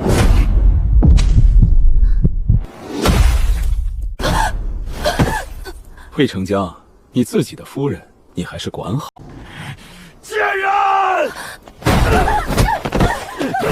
老四啊，你也不容易，要不你先处理你们家事，那边的事情我跟张阁老可以处理。多谢皇兄体谅，若是有可能，我早就拔剑把你剁成肉泥了。你我兄弟之间不用如此客气。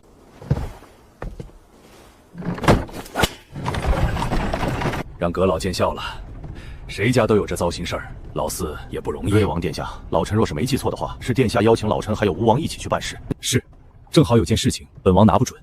本王毕竟不接触核心政事太多年，生怕自己生疏弄错了，让百姓遭殃就不好了。老臣看瑞王没有丝毫生疏之意，反倒比以前愈发的娴熟啊！能得阁老如此评价，本王之幸。幸好没有丢了父皇的脸面。王爷，您大事必成。住手！先回去再说。还不快把马车赶来！是。给我跪好了！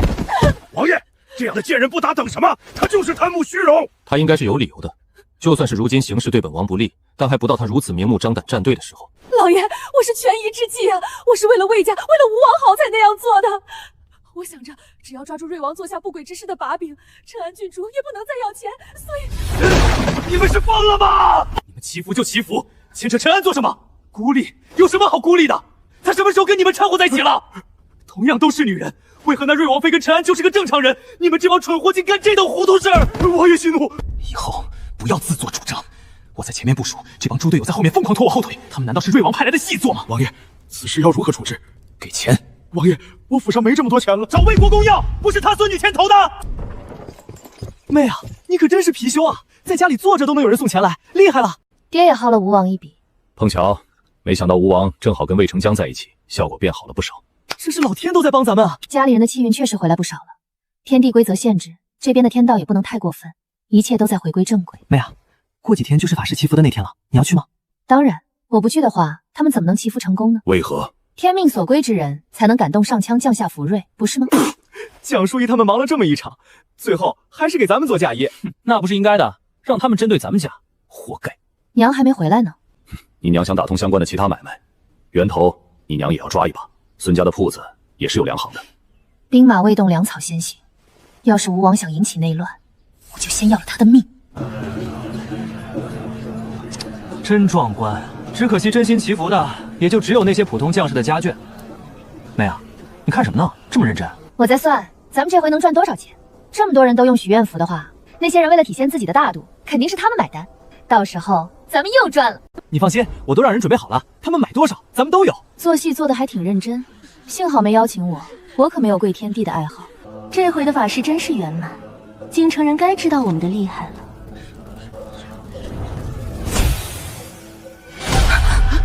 这香怎么灭了？不应该啊！难不成是有人心不成？这恐怕是上天的考验，不如夫人再点燃一次。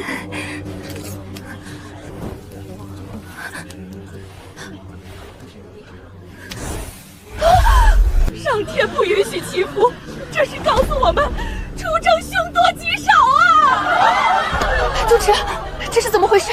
贫僧从未见过此事。一定是你们的香有问题。夫人若是觉得香有问题，那就请点燃之后放到一旁，看看是否还会熄灭。烧得很好，没问题，千万不能再灭了。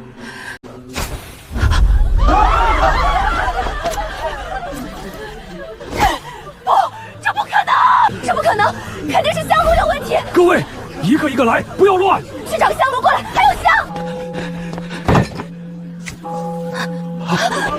老天爷到底为什么不同意啊？是他们回不来了吧？各位夫人，快让你们的人控制一下现场！都给我安静！你们乱什么？你们的家人在前方拼命，你们在后面还不让他们省心是吗？是想等你们家人回来，见不到你们？郡主怎么来了？蒋淑仪，你有心情问这个问题，还不如想想如何收场。这怎么可能？一定是你动了手脚。这不是烧得挺好的，估计是心诚不诚的问题吧。不如你让百姓上来试试看。找的，没灭是找的。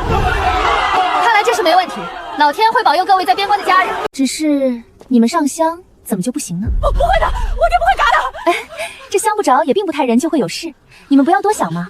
是不是因为你们有什么私心，没有全心全意为你们家人祈福啊？这祈福也得心诚啊。你们到底是为了将士们祈福，还是为了什么？你们自己心里确定吗？郡主真是说笑了，我们来这里祈福自然是为了将士们，怎么可能有其他的心思？而且没有人会白白的花大笔银子做无用功。齐之玉，我可是给钱了的，收了我们10万两银子。你要是再敢乱说话，就是不讲信用。你还要不要瑞王的名声了？我只是提醒一下，我又没说什么。魏夫人，你这么紧张干什么？郡主此言差矣，大家来这里祈福，自然是心诚的。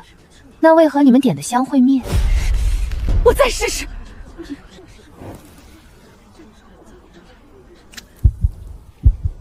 没灭，这是怎么回事？你刚刚想什么了？心诚。众位施主，吉时已过，众位施主无需担忧。各位若是心诚，想要为将士们祈福，可以请祈愿符回家，回去之后贴身佩戴，心心念念想着自己惦念之人，祈求平安也是一样的。主持，我要请祈愿符，不知道寺中祈愿符可还够？夫人若是需要的话，应该是够的。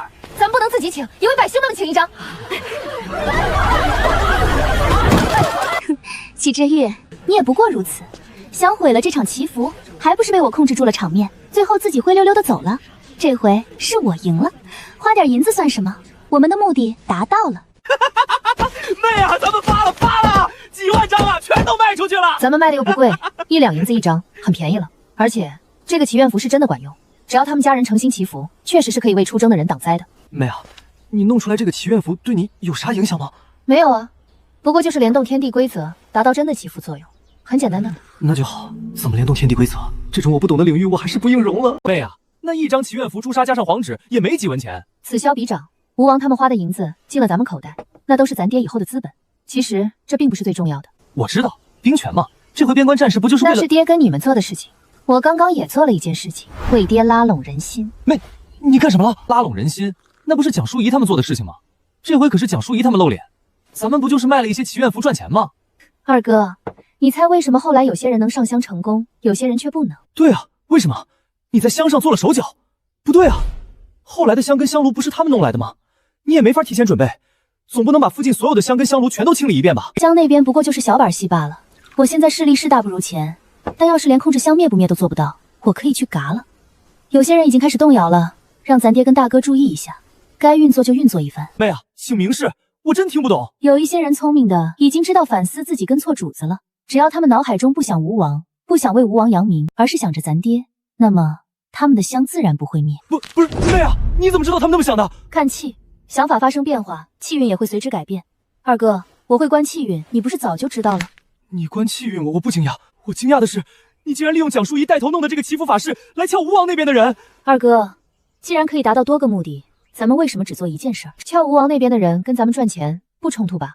顺手的事儿，我这个人懒，能省事就省事。好想哭，以前我还觉得自己挺不错的，自从妹回来之后，突然觉得自己好废物。二哥，后面的事情你自己弄吧，我回去了。玉儿呢？去听曲了。今天祈福会可热闹了，我跟你讲，还得是玉儿，让蒋淑仪他们花了钱，还损失了人。后面的事情要控制好，那些人总有关系好的，他们的香没有灭，那些灭了的，难道不会去找他们打听消息？里面的关键一说出来，就算是暗中流传开，早晚也会传到吴王耳中。我要好好的运作一下。天命所归啊！老大，你们家最近的日子富裕不少，够吃够喝的，勉强度日。勉强度日，用不用朕给你算笔账？爹，我不这么弄银子，难道让爹为难，挪用自己的私库不成？儿子可不是老四，总是给爹出难题。老大，你真是大了，一边踩着老四来表现你的孝心，一边还转移话题，真是出息了。都是爹教的好，这脸皮厚度，就算是我也偶尔会不适应。你们打算动手了？那香灭了是怎么回事？不过是点小手段。你确实是天命所归，不然也不会有这么个好女儿。这也是朝廷之幸，百姓之幸。上天不过是借着儿子的手护一方太平罢了。你脸上那嘚瑟劲儿要是收一收，朕倒是能信你几分。儿子就是命好，爹，你这羡慕不来。这小子真是3天不打上房揭瓦。爹，打疼了。得瑟什么？陈安也是朕的孙女，朕都没得意，你得意什么？那能一样吗？那是我闺女。你都是我的，更何况你闺女？爹，你这也太不讲理了，怎么还抢闺女呢？有本事你自己生啊，抢我的干什么？哼，等你坐到这个位置就知道了。坐在这里从来不需要讲道理。你爹，我不要脸，真的是随了您。哎呦，眼前这一幕怎么如此熟悉？老二好像也经常被我这么揍。我们家就这传承，那以后我是不是少打老二几次？不行，老二欠打，倒是父皇不该打我了。爹，我都这么大年纪了，你80了，在我跟前也是儿子。爹，我刚才看到这里面说，只要有陈安在，这江山至少可以稳固100年。老四拿什么跟老大斗？老四到现在都不知道自己吃了个暗亏。若不是老大不想用太激烈的手段，老四估计早嘎的不能再嘎了。姐姐，为何你点的香就不会熄灭，我的怎么都不行？你也知道，我家夫君若是出事了，我们一家老的小的想，以后可怎么办啊？你听好，竟然是想，真的是这样？真的这样。我若是想着吴王就不行，但想着瑞王，那香就不会灭。瑞王真的是天命所归。瑞王，夫人，前方请勿过去。陈安郡主在前方赏花，还请几位绕路。魏夫人，还是算了吧，咱们去其他地方。是啊，这么多地方，何必非要过去？我祈福法事花了大价钱，如今声望正高，难得我采了齐之玉一次，我怎么能不去嘚瑟嘚瑟？既然是陈安郡主在，那正好，我也去拜见一下。劳烦你通传一声吧。夫人，请稍后。郡主在此，咱们既然都到了，不去见个礼，会被说不懂礼数的。这有什么不懂礼数的？人家郡主都安排人拦着了，不就是为了不让人打扰吗？这么大的地方，干什么非要往活阎王跟前凑？蒋淑仪是不是故意的？这魏国公养出来的孙女就这脑子，吴王真的能成事吗？回去之后得跟家里人说一说了，实在不行赶紧断尾求生吧。各位夫人小姐，请。臣父臣女见过郡主，免礼。郡主，你这是？齐之玉果然是太狂了，竟然不顾世俗礼法，把风月之人带到大庭广众之下。回去之后，我要让京城的人都知道他名声烂大街了。郡主年纪还小，不要去那些不该去的场所。郡主马上就要及笄，以后要说亲找婆家的。若是让人知道郡主如此，恐怕对郡主的婚事有碍。说亲？本郡主需要说亲？本郡主想要什么人没有？婆家？谁敢当本郡主的婆家？本郡主看上了谁，那是谁家烧了高香，谁敢跟本郡主摆公婆的谱？郡主，你这样不合规矩，你不能仗着自己郡主的身份就……郡主的身份，本郡主倚仗的从来不是这个身份。臣妇知道，陛下很偏疼郡主，可那也不是郡主狂妄的资本。本郡主的资本从来就是自己。蒋淑仪，你从小依靠的就是你祖父的身份，还有你未来夫君的名头吧？郡主，臣妇也是贤良淑德的典范，在京中提起臣妇，谁不称赞？贤良淑德，那不就是在娘家听话，以后嫁到婆家也是个好摆布的？你所谓的好名声，不过都是为了给别人提供价值。你除了能给别人提供用处之外，你自己还有什么价值？郡主，你这是何意？女子本就该如此。郡主，你这是看不起天下间的女子吗？我没看不起任何人，女子在家乖巧懂事，出嫁相夫教子是个人的选择，这么做本没有错，错就错在你用这一套往我身上按。谁给你的底气，让你觉得我也要走这样的路？还不走这样的路就不对，就是犯了滔天大罪。你如何，本郡主不管。本郡主怎样，需要你来指手画脚。是啊，郡主如何跟蒋淑仪有什么关系？我没有什么资格来评断郡主。郡主，你说我依仗娘家婆家，郡主呢？郡主依仗的不是陛下的疼爱跟瑞王的势力吗？我的实力大家有目共睹，我这样的实力有这个资本过我想过的日子，我喜欢怎样就怎样。蒋淑仪，你觉得嫁人是女子最体面的荣耀吗？那是你以为的，别往我身上套。而且你信不信，只要我放出风声去，说我想要嫁人，我家门槛都能被求亲的人给踏破了。蒋淑仪，不能因为你婆家人对你不好，你就想着给我弄一个莫须有的婆家。你要知道，我跟你是不一样的。郡主，臣妇只不过是规劝一句，郡主既然有自己的主意，那是臣妇多嘴了。知道自己多嘴就行。我会让人去魏家问问你公婆平日里是怎么教你的。身为人妇，连基本的规矩都不懂，他们魏家就这么管教儿媳的吗？郡主，齐之玉怎么还要把这件事告诉公婆？唐静柔本来就喜欢端婆婆架子，前段时间她挨打还怪我，刚刚的事要是被她知道了，她又有理由拿捏我了。魏国公绝不会为了我这点小事去得罪德妃的娘家。蒋淑仪，你不是贤惠媳妇吗？既然如此，那你做出这样遇鬼的事情，肯定是要让你婆家知道啊。如今你代表的可是你婆家的脸面，你那样贤良淑德，怎么能做出那种出格的事情呢？郡主，你知道最近边关的事情吗？边关战事相当顺利，几次都是逢凶化吉，有如神助。郡主有没有想过，那是因为我们祈福法事起了作用，而且啊，还有那么多人一起用祈愿符，感动了上天，这才保佑着将士们。对不住，没忍住啊。郡主为何发笑？难道臣妇说的事情很可笑？还是郡主觉得将士们顺顺利利是场笑话？蒋淑仪，你不用这么急着往我身上按罪名，我笑完全是理解不了你为何要得意。那场法事除了是你牵头之外，那祈福跟你有什么关系吗？难道你忘了，你一上香就灭，一上香就灭，老天都感受不到你的诚意，你有给将士们祈福吗？郡主此言差矣，上香会灭的又不仅仅是我，是不知道为何上香会灭，但我的诚心天地可见。确实，别人上香最开始也灭，但是后来有的夫人可成功了，更别说上去上香的几个百姓，可全都没有问题。我只能说，有的人心诚，有的人啊，心里想的事情太多。郡主，你这是何意？他人想的什么？郡主如何得知？看来魏夫人对你们同盟之人关心不够啊，需要的时候拿来用，用完就扔到一边不管了。魏夫人，这样可不太好啊。郡主切勿胡乱揣测，臣妇不是那样薄情寡义之人。这不是，你去打听打听就是了。我也真是奇怪，有人可以上香，有人不可以，你就不好奇为什么吗？还是说，从寺庙祈福回来之后，魏夫人就再也没有上过香，所以你也不知道自己上香是灭还是着？魏一峰可是也出征了，蒋淑仪作为他新婚夫人，竟然没有在家中为他祈福。他们两家不是标榜青梅竹马、情比孤酣吗？如果这感情都是演出来的，那魏家跟蒋家也太可怕了，竟然可以虚伪至此。那他们追随吴王，吴王所表现出来的一切，还有几分是可信的？蒋淑仪真是个好人，总是上赶着往我跟前送机会。我要是不好好的利用一下，真的是辜负了他的一片苦心啊！我自然是上香了。那正好，我这边也有祈愿符，你现在上个香，我看看是不是着的。郡主真是说笑了，臣妇给自己夫君祈福，哪里能随随便便在外面上香？臣妇等人不过是听闻郡主在此，特意过来见礼，如此也就不打扰郡主雅兴了。臣妇告退。承安郡主脾气真不好，再说下去也是无益。郡主肆意所为惯了，如此败坏女子名节的事情，谁劝也无用。避重就轻。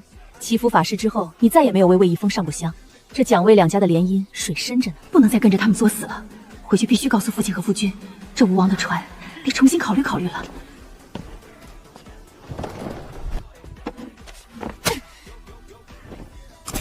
简直是荒唐！奴婢打听过了，说是不想吴王心里念着瑞王，这香就不会灭。什么意思？不想吴王，想瑞王？没听说这香着不着的，还要看心里想的是什么？可笑！少夫人，老爷跟夫人，请您过去。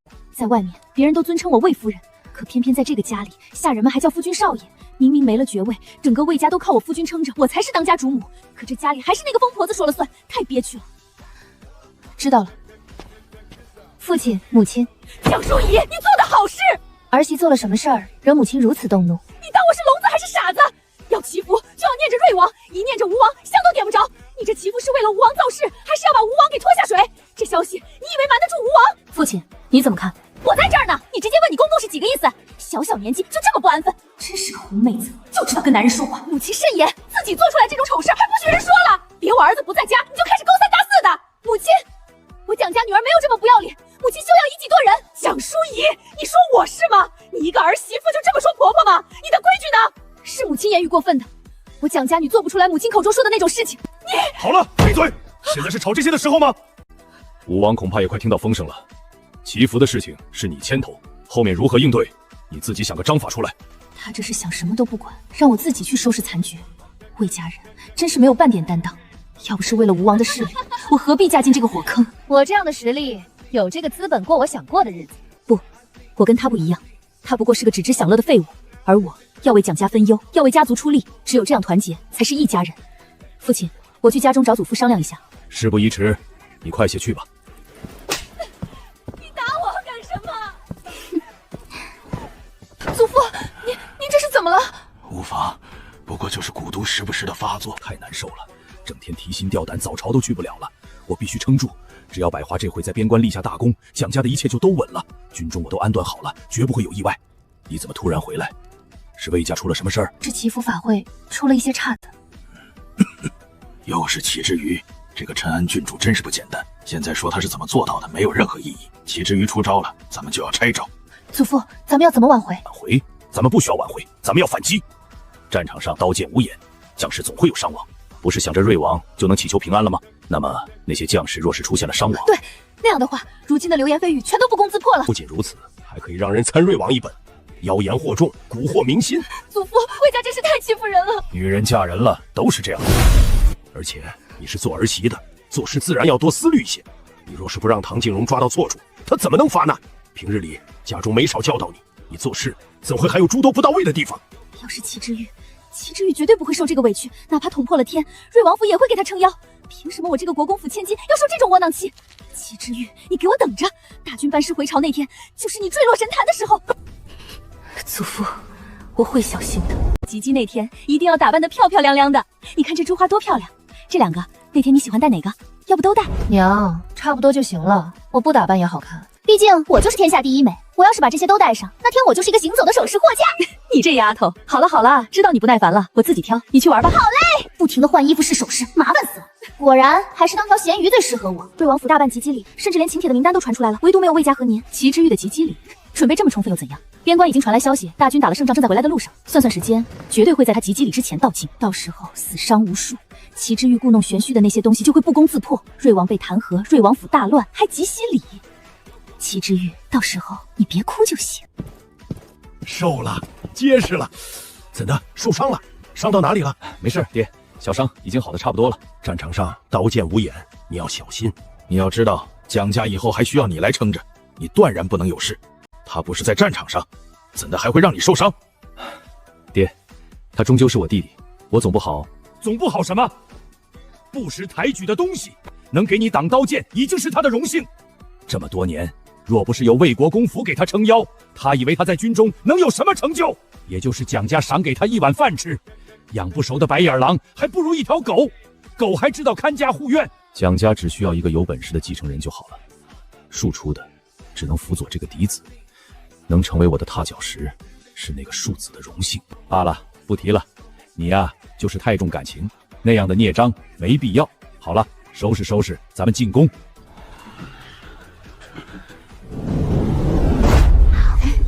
这个还有这个，给我多弄点，我带走。是。哥，你看咱妹真可爱。月儿是什么都喜欢吃，倒是不挑嘴。不，她不吃苦的。娇气。为了口腹之欲丢了体面，正常人都不会这么做。齐之玉真是没规矩，简直丢尽了皇家的脸面。皇帝驾到！此次将士们伤亡最少，可见众将用兵如神。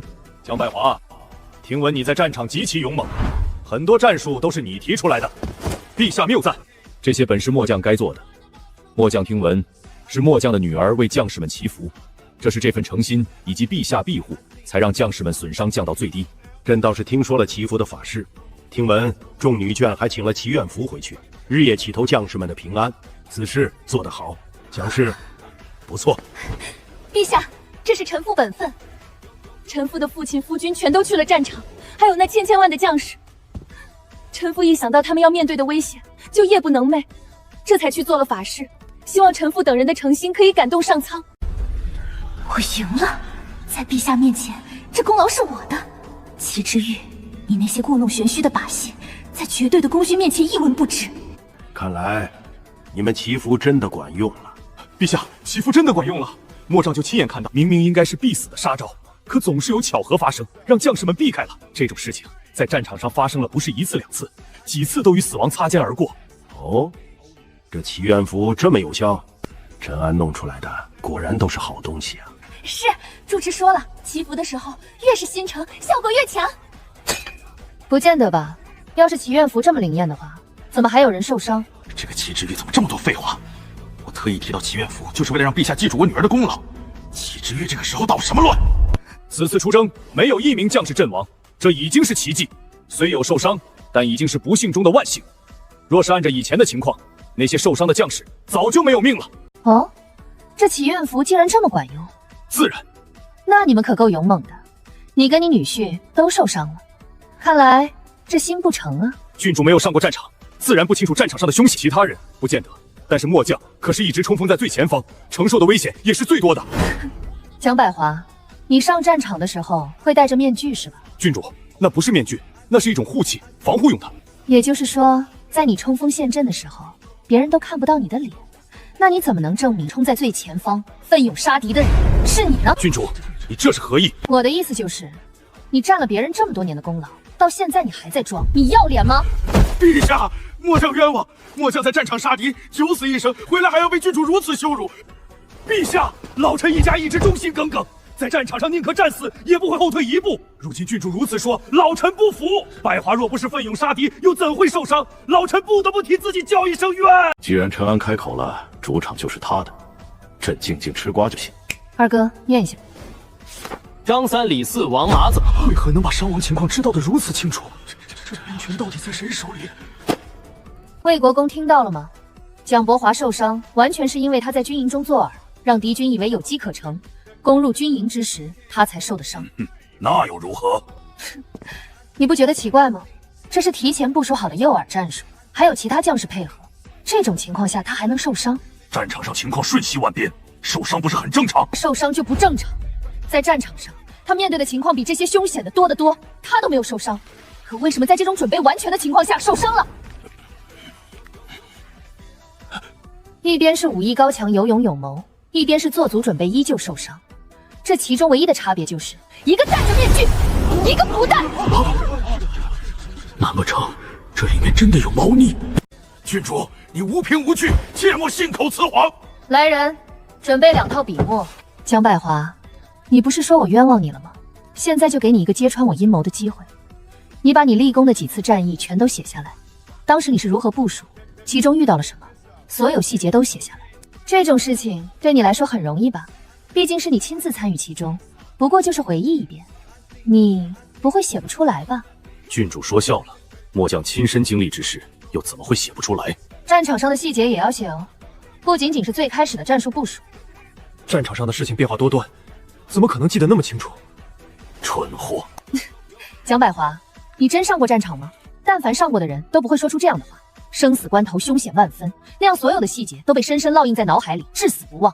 怎的？就你这么特殊，还能记不清楚？郡主可能是不理解战场上的危机，生死一线间，很多时候自己做了什么都不知道。所以你就是不写了？郡主非要逼迫末将，就为了针对蒋家。皇祖父，蒋百华，末将在。写。是。就写凶险的以少胜多的那场，毕竟那可是你的成名之战。别的你记不清了，对你这么有意义的一场，你总不会记不清吧？自然不会。陈安，另外一个谁来写？蒋忠明，你去写。蒋忠明，那不是魏国公那个刚断亲的庶子吗？我的天，想想郡主刚才说的话，难不成蒋百华所有的功劳全都是顶替蒋忠明的？战场上大家都是真刀真枪拼杀出来的功劳，蒋百华竟然不劳而获，太无耻了！什么意思？为何这么平静？难道江兰青断亲，蒋仲明站出来指认蒋百华冒领战功？这一切全都是瑞王他们提前部署好的，为的就是魏国公手中的兵权。瑞王到底是从多久之前开始部署的？从始至终，瑞王就没有把我放在眼里。我在他跟前就是一个跳梁小丑。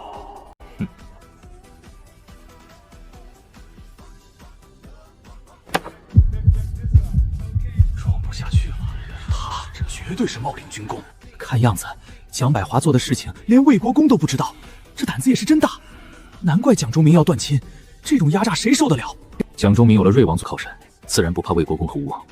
瑞王这是要釜底抽薪，把魏国公的兵权全部收入囊中吗？或者说，从一开始吴王的一切对瑞王来说都不过是囊中之物。我想起夫人回家说的那个神迹，想着吴王香就点不着，想着瑞王香就不灭，这绝对是老天爷的意思。瑞王要都不是天命所归，那谁才是？完了，全完了！大晚上的不吃饭，难不成饿着肚子等你们吗？这种让自己遭罪的事情，我才不干。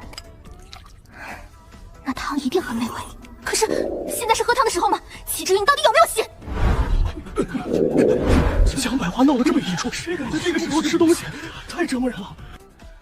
这丫头倒是自在，把局势搅得天翻地覆，文武百官个个心里七上八下的，她自己跟没事人似的。也是，一切都在他的掌控之中，能有什么事？陛下，末将已经写完了。陛下，末将也写完了。蠢货！我平日里看好的儿子，竟然是如此蠢货！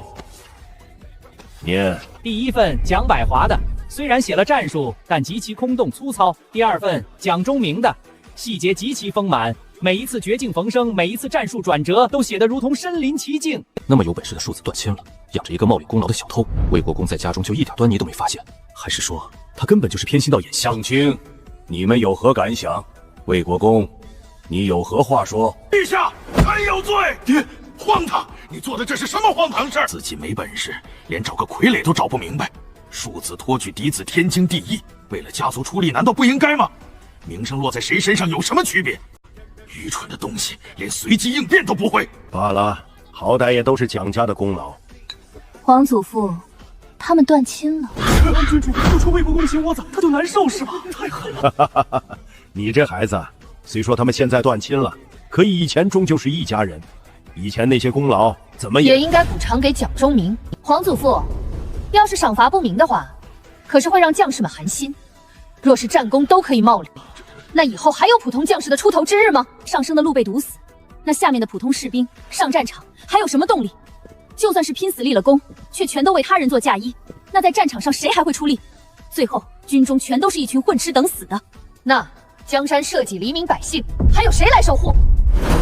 魏国公，朕是想偏袒你几分的，只可惜这关乎江山社稷跟黎民百姓，朕也没法顾着你了。故意的，陛下这话完全是故意的，就是为了引出齐之玉后面的话。今天这事根本就是陛下跟瑞王早就设好的局。蒋百华，你在军中多年，一直都是如此夺他人功劳的。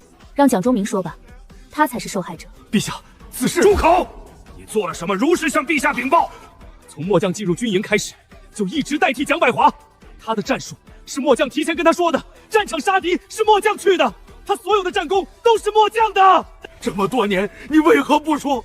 你若是早说的话……魏国公，你这也太假了，都是你儿子，他们在魏国公府习武读书，怎的？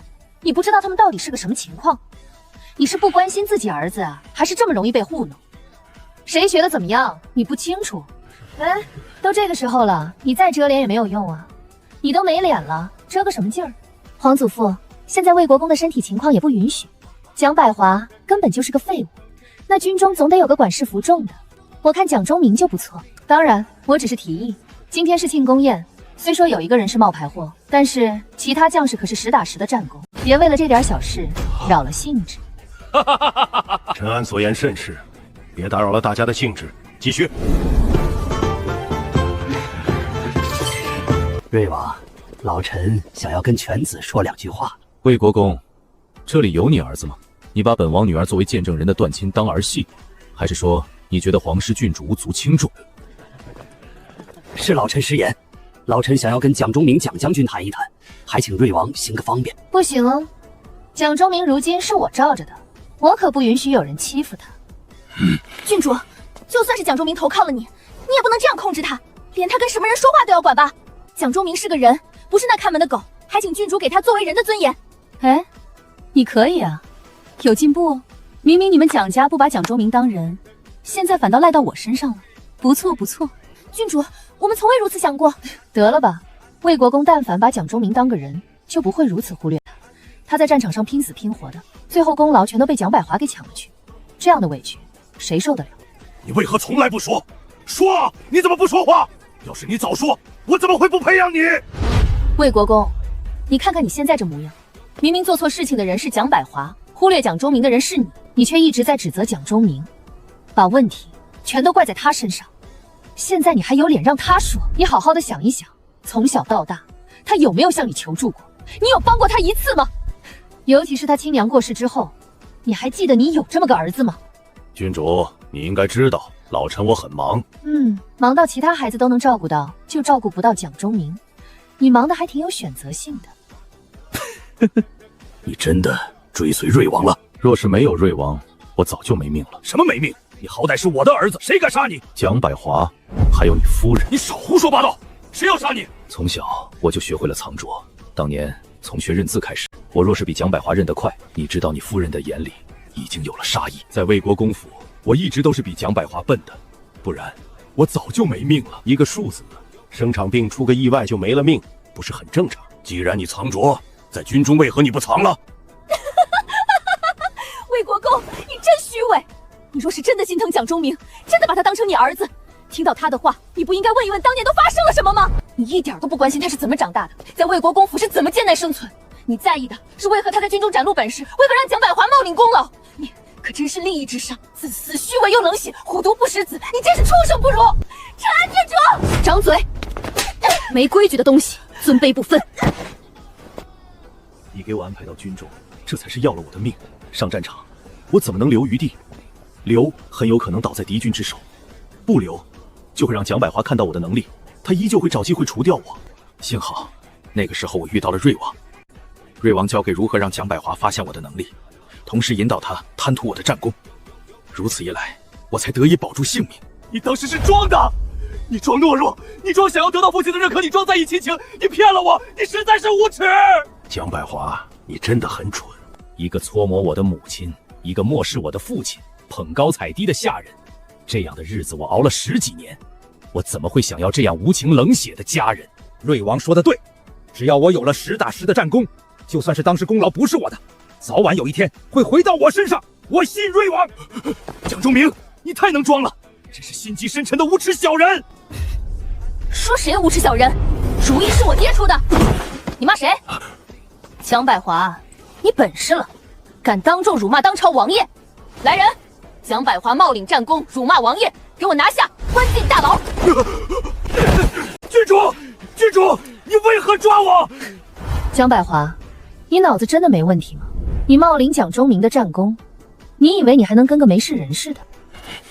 就是皇祖父念在你父亲当年的功劳上，才给你们蒋家留下最后一丝体面。当时你父亲就应该直接恳请我皇祖父将你拿下。魏国公，你辜负了我皇祖父待你的一片赤诚之心。郡主误会老臣了，老臣是想将他带回去，让他仔仔细细的交代这么多年到底做了多少欺上瞒下的事情。明日老臣必然会将他五花大绑的送到陛下面前。是吗？还不压下去？孽障，住口！是老臣考虑不周了。毕竟魏国公功劳多嘛，能理解。魏国公，你还有事吗？要是没事，我们是不是可以走了？臣恭送王爷、王妃、郡主。娘，回家了，我都困了，吃饱了就犯困，我回去就睡。你这孩子吃多了就睡，对身子不好。回去让他们给你熬个消食的汤，喝了再睡。好呀好呀，我要甜甜的。妹啊，你不是吃撑了吗？吃撑了，跟我喝汤有什么关系吗？你就多余说话。哎，啥意思啊？祖父，郡主实在是太过分，他明知道你劳苦功高，还这样对你，真是……闭嘴！劳苦功高？难道你不知道还有一个词叫功高盖主吗？刚刚若是把你爹直接留下，其他大臣不会觉得我仗着曾经的战功恃宠而骄，最好的机会错过了。陈安这丫头啊，让朕怎么能不偏宠她？如此小事还需要提前商议。陈安最会拿捏分寸，陈安郡主可不会拿捏分寸嘛。事情全都办到了陛下的心坎里，陛下大度的给魏国公留个脸面，魏国公竟然不知道借坡下驴。陛下跟郡主这配合的真是默契，说一句狼狈为奸毫不为过。瑞王的能力也好，手段也罢，真的是一骑绝尘。以后瑞王继位，何愁这江山社稷不稳？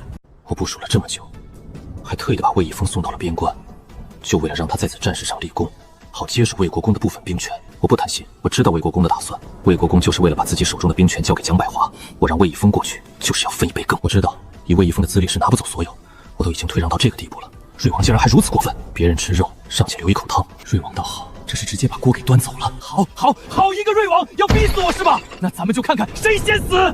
祖父，这么大的事你一点都没看出来，这分明是瑞王的阴谋，就为不让我拿兵权，不让魏家重新崛起。现在看没看出来已经不重要了，蒋家已经付出了该有的代价。祖父，你就没个办法想一想，那些将士不少可是你的老部下。什么老部下？那都是朝廷的将士，怎么就成了我的？魏一峰，这话你关起门说说也就罢了，若在外头让人听了去，还当你有不臣之心。你自己倒霉不要紧，若连累了旁人，那后果你可担不起。本来我还想着，祖父若有别的办法，我帮衬一把，好歹让蒋家不至于没落。如今看来，是我自作多情了，告辞。夫君，有什么事咱们坐下来好好谈，都是一家人，何必闹得这么僵？一家人？你们蒋家什么时候把我当过一家人？此次战事，你冕家为何非要安排人去边关？到了战场，一次次抢功的时候，可又把我当一家人？那战功又不是我爹抢的，是蒋忠明。蒋忠明什么时候出战，还不是你爹安排的？只不过你爹蠢，自以为掌控蒋忠明，反被蒋忠明利用了去。怎么就摊上这么个蠢货岳丈？如今还多了个被流放的老丈人，丢人！你，祖父真的就没办法了吗？当年跟您在战场拼杀的将士那么多，怎么就没几个忠心的？你想让那些人去帮魏一峰，我剩下的人脉在军中照顾一下你叔叔不好吗？我不是只有你爹一个儿子。祖父难道就这么放弃我爹？我爹也是您儿子。他浪费了家里多少资源，断了他亲弟弟多少条路。他若没那能力，早该表现出来，我也不会给他砸各种资源。他是蒋家的罪人。祖父，我父亲他……行了，你别想这么多，回去吧。祖父，您不能真的不管我爹呀，他只是流放，又不是死了。蒋家被他连累的还不够吗？蒋淑仪，你到底是担心你爹，还是担心你自己？你娘被休的时候，你都没这么难受。这不一样，我娘只是被休，还有外祖家可回，没有性命之忧。哼，一个被休回娘家，还连累了整个家族的女人，没有性命之忧。蒋淑仪，我以前倒没看出来你的心这么狠。是我就是担心自己，我也是女人，没有娘家依靠，在魏家要怎么办？尤其魏一峰没了战功，得不到封赏，这都是蒋家的错。魏家怎么会不把这账算在我头上？祖父，你有没有想过我该怎么办？蒋家都这样了，你还只想着自己，你可真是你爹的好女儿。想家族利益时你觉得理所当然，家族没落了你还要敲骨离髓。蒋淑仪，你给我滚！一个嫁出去的姑娘，少回娘家来打秋风。老爷，大事不好了，陈安郡主在门口呢。他来做什么？看蒋家的笑话，这么点小事值得他跑一趟？他还敢来？拦住他！祖父，让他们放开！我去问齐志宇，他为什么要害咱们家？你再惹事，以后就别回来了。祖父，好可怕！把人请进来。请。不知郡主大驾光临，是有何要事？魏国公，不用客气，来坐吧。也没什么事儿，主要是替人拿回去一些该拿的东西。还请郡主明示。蒋忠明这些年立的战功，陛下的封赏，朝廷的俸禄，这些该还给他了吧？当然，你放心，蒋忠明是个厚道人，这些年他的吃穿用度，你花在他身上的每一文钱，他都记得清清楚楚。那些费用是要减去的，剩下该属于他的，我替他拿回去。郡主真是说笑，父亲养儿子天经地义，那些东西不用减。这些年确实是蒋百华做的不对，老臣也失察，没有尽心，那些东西应该还给他。哎，魏国公，你曾经好歹也是他父亲。什么叫曾经？我本来就是。既然断亲了，那就断得干干净净。蒋忠明就是不想欠蒋家的，所以他只拿回属于自己的。来，这是账本，魏国公，你看看。你要是对这账本有怀疑，可以把你家当年的下人都叫来，当面对质。为公平起见，也可以送他们去衙门好好审一审。当然，你可以一直在旁边看着，省得说什么屈打成招。郡主，一时之间，老臣手里的银子恐怕不够。那没事，铺子、庄子、田地、药材、珠宝首饰，什么都能拿来抵。以后蒋忠明要往上走，人情往来也是要的，那些东西正好送人。那请郡主稍后，老臣这就去准备。祖父说过，那是关键时刻走动，送我爹更进一步用的。方才祖父还没半点松口，齐之玉一来就……齐之玉，这是齐之玉上门勒索掏诈。臣夫见过郡主，起来吧。郡主来家中可是有事？臣夫见祖父在备金银珠宝，是郡主要吗？郡主是在嘲笑臣父吗？臣父做了何事需要郡主嘲笑？嘲笑还需要不需要？这说法我头回听。蒋叔姨，你这话还真有意思。郡主为何要我家银子？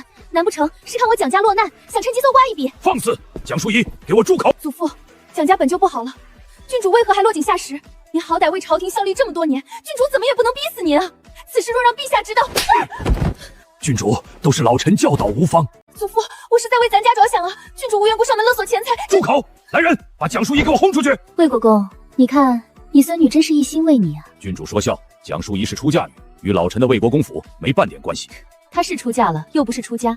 魏国公，你可真有意思。来人，准备笔墨。逐出家门！祖父，你要把我逐出蒋家！明日我就开祠堂，把你的名字从族谱划去。为什么？蒋家虽没落，好歹祖父还有爵位，叔叔们还在朝为官，也是我的靠山。若不再是蒋家女，跟魏国公府没半点关系，我在婆家还怎么活？蒋淑仪，平心而论，你何曾想过这个家？祖父，我怎么不在意这个家？我要不在意，怎么会冒着得罪郡主的风险来说这些？你娘被休的时候，你何曾这么激动？我当时也很难过，但没这么疯，因为你知道你还有依靠，不能因小失大。这次你为何如此激动？那是因为我父亲。你一直关心的是你父亲还是蒋家？你是见蒋家钱财外流才冲过来找郡主，但凡你是为你父亲求情，我也能高看你一眼。从小费心教导的孩子，怎么变成了这样？不是的，祖父，不是那样。蒋淑仪，其实你可以说一句，你知道你父亲罪无可恕，陛下已经法外开恩，所以你才不敢奢求其他，这也算个理由吗？对，郡主说的对，我就是这么想的。祖父，蠢死了，拖出去！祖父，郡主，东西已经准备好了。好，那我就不打扰了。从小到大，才花了这么点银子，这些年你过的就是这样的日子。吴国公是何意？这么多年，你是如何练字的？树枝，我的院子里树枝还是不少的，在地上写便可以了。这些年是我对不起你，是我疏忽了。你就没有什么想跟我说的？我有一封信想要念给你听。什么信？你写给我的？你这是有什么不好意思说，所以才写信的？我说了，我要念给你听。你念吧。少在这儿装了。蒋忠明，你这是何意？这不是我写的。不是你写的，那是何人？陈安郡主。我继续念。不用了，我知道陈安郡主在信上写的是什么。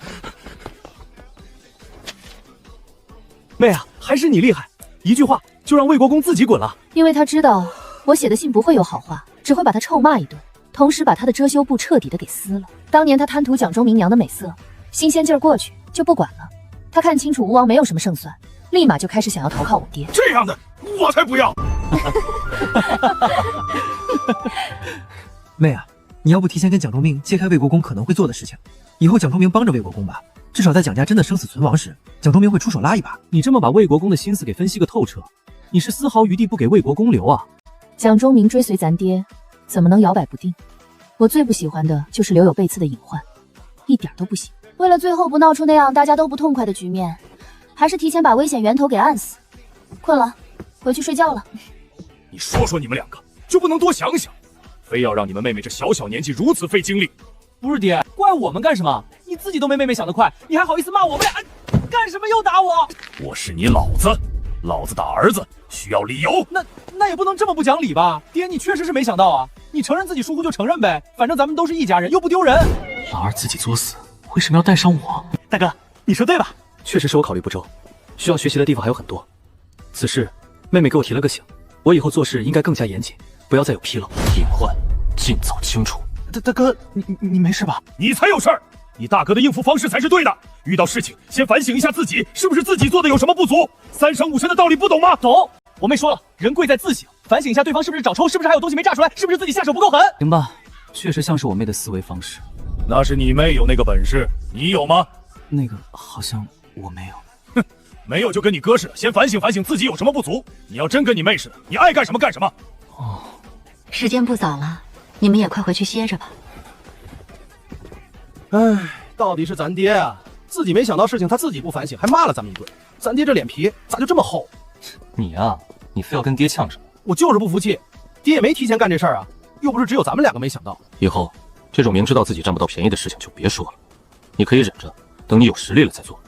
爹也没觉得你说的有什么问题，打你是因为你不会反思，不知审时度势。爹就是让你知道，在形势对你不利的情况下，你就是手握真理也没用，该被打还是会被打。所以刚刚你跟爹是特意演给我看的。要不哥你以后能继承那个位置呢？果然是一肚子花花肠子，弯弯绕太多了，真是啊！哥，你怎么也打我？你挨打，真是一点都不冤。跟老二在一起，怕控制不住自己。我可是君子，不喜欢暴力。都怎么了？在家里还不能说个实话了？在外面我当然不会这么干，在家都不行啊！我被赶出蒋家，族谱除名，祖父怎么能这么绝情？我不过就是想要维护蒋家的东西，他这是想让我死啊！我没有靠山了，没钱没权，在魏家的日子一眼看到了头。你个小偷，拿着我家的东西要干什么去？母亲，我去给我爹送行。一个罪人，还送什么送？很光彩吗？爹做丑事，却要我承受耻辱，早发现一心早处理啊，何至于此？母亲，我爹要被流放，一路艰辛，我就是想尽尽孝心。让他去。老爷说的是，这是你父亲体恤，你去吧。老爷，你干什么非要让他去？现在家里的日子不如以前，他的嫁妆不该拿出来贴补家用吗？他这就是在挖咱们魏家的肉。你还嫌魏家名声不够坏是吗？当初怎么会娶这么个蠢货？要不是因为牵制瑞王，何至于让这么一个废物进门？爹，一路小心，到了地方，一切都要靠您自己了。你祖父应该会在当地打点一二，你不用担心为父。倒是你以后在魏家要多加小心。如今蒋家跟吴王的情况，我跟蒋家已经没有关系了。你这话是什么意思？祖父已经把我赶出蒋家，族谱除名了，我已经不是蒋家人。为何如此？你被赶出蒋家，以后在魏家如何自处？爹，因为你的事情，整个蒋家都受了牵连，祖父又怎么会为我着想？今日一别，以后我们父女恐怕是再无相见之日。爹，你一定要好好保重。好歹我也是武将，也是在战场上杀过人的，蒋家竟敢如此欺辱我父女！精彩，真是精彩！我可是在你们之前来的，你们父女说话还打扰我们看风景了呢。偷听，郡主，你的皇家教养呢？等等，你们，爹，祖父，我要是不在这里，都不知道蒋淑仪你这么有本事。祖父，你说的这是什么话？我不过是来送一送爹。爹，你不要误会。我误会什么？你以前在我面前实在是太会装了，我怎么没发现你竟然这么蠢？你还不服气？你还看不出来，蒋淑仪是利用你，要让你来报复我。呵呵，蒋百华，我的儿，你真是我的好儿子。蒋淑仪挑拨两句，你就要半路杀了官差回去报复我是吗？报复我没有救你，报复我把蒋淑仪给赶出蒋家。爹，你装什么？你刚刚说的那些不就是为了激起他的火气？别叫我祖父，我没你这样冷血无情的孙女。你来送行，跟他说你被赶出去，不就是为了让他觉得被家族抛弃，流放艰难？你激起他的恨意，让他半路回来报仇，抢了银子浪迹天涯，这不就是你的目的？不是的，魏国公，我真的没这么想过。说，你是不是那么想的？蒋淑仪觉得日子没盼头，她不好过，就不想让别人好过。你若回来伏击我，我不死也重伤。她利用你给我出气。至于你以后是不是东躲闲藏，他根本不在意。你把她当女儿，他可没把你当爹。我确实有了那个念头，与其窝囊，不如痛快干一场抢银子。可是我女儿真的这么狠，连亲爹都算计。爹，我真的没这么想过。你要是没这么想过，为何要告诉你爹你被蒋家除名？你完全可以只送金银，让他安心赶路。不说的话，我爹到了流放之地，没有人照顾我爹要怎么办？那样的苦寒贫困之地，长途跋涉，一路艰难万险，到了地方没有个人关照，我爹这一路全都是靠着一个念头撑着，就算是再苦也有个盼头。可是到了之后呢，什么都没有，这种希望破灭的感觉，我爹怎么承受？哼哼，你不可以打点，非要指着蒋家。我没有人脉。你没有，魏家没有。魏家的人脉为何会给我用？魏家蒋家关系到了如今这个地步，魏国公，你怎么会觉得他们还会帮我？有钱能使鬼推磨，你不会用你的嫁妆买魏家的打点？魏家现在没有爵位，正是需要钱的时候，你给了，他们也不会在这种事情上为难你。说来说去，你就是舍不得自己手里的嫁妆。蒋百华，你现在看清楚你这个好女儿的真面目了吗？爹，不是的，我真的没有这么想过，你不能听魏国公的片面之词。而且我还来送你，给你银子了，他们都会来送你的。我不来送的话，又怎么会站在这里？魏国公，你既然是来送我爹的，为何又要藏起来？哦，这个是我跟魏国公建议的，我请他看一场好戏。江淑仪，你还真的跟我想的一样，报复心重到连你亲爹都算计。你果然是够自私，把自己放在第一位，为了自己痛快，不管你爹你祖父的死活，你办事比我狠多了。齐志玉，你害我！你说的那些话可不是我逼着你说的，我不过就是让魏国公出现罢了。你若是没有那个心思，蒋家人出现不出现，你也不会挑唆你爹。郡主，你真是说笑了，我挑唆什么了？我爹做什么了？难道就凭着还没有发生的事情来给他们定罪吗？蒋叔爷，你还是太年轻了。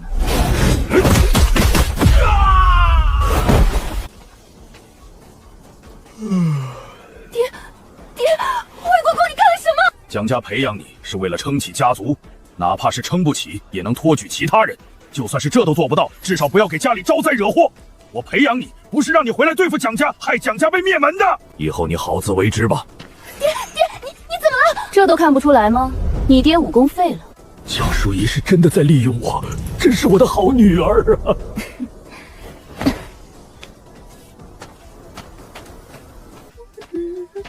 郡主好手段，还行，基本操作。郡主，我蒋家得罪过你吗？你非要我蒋家家破人亡？你拥护吴王，当初我爹被废了太子，你没少帮着吴王打压我们一家，我爹的不少势力不都是你给毁掉的？我爹就算不是太子了，该属于我爹的也应该有。可是魏国公，你做了什么？若不是有你这个好帮手，吴王又怎么能快速的把我爹势力打碎？这就跟废了文人的手，毁了厨子的舌，戳瞎神射手的眼，以及武将的武功一样。我刚刚亲手废了自己儿子的武功。当年我爹为了保住那些将士不遭受你跟吴王的迫害，不得不亲自遣散他们，那都是当年我爹一手提拔出生入死的兄弟，你让我爹忍痛将他们驱逐。现在你亲手废了你儿子的武功，感觉怎么样？瑞王知道郡主心机如此深什么？看你这话说的，我爹知道不知道有什么关系？我始终是我爹的女儿，而且我们父女也不会反目成仇。是吗？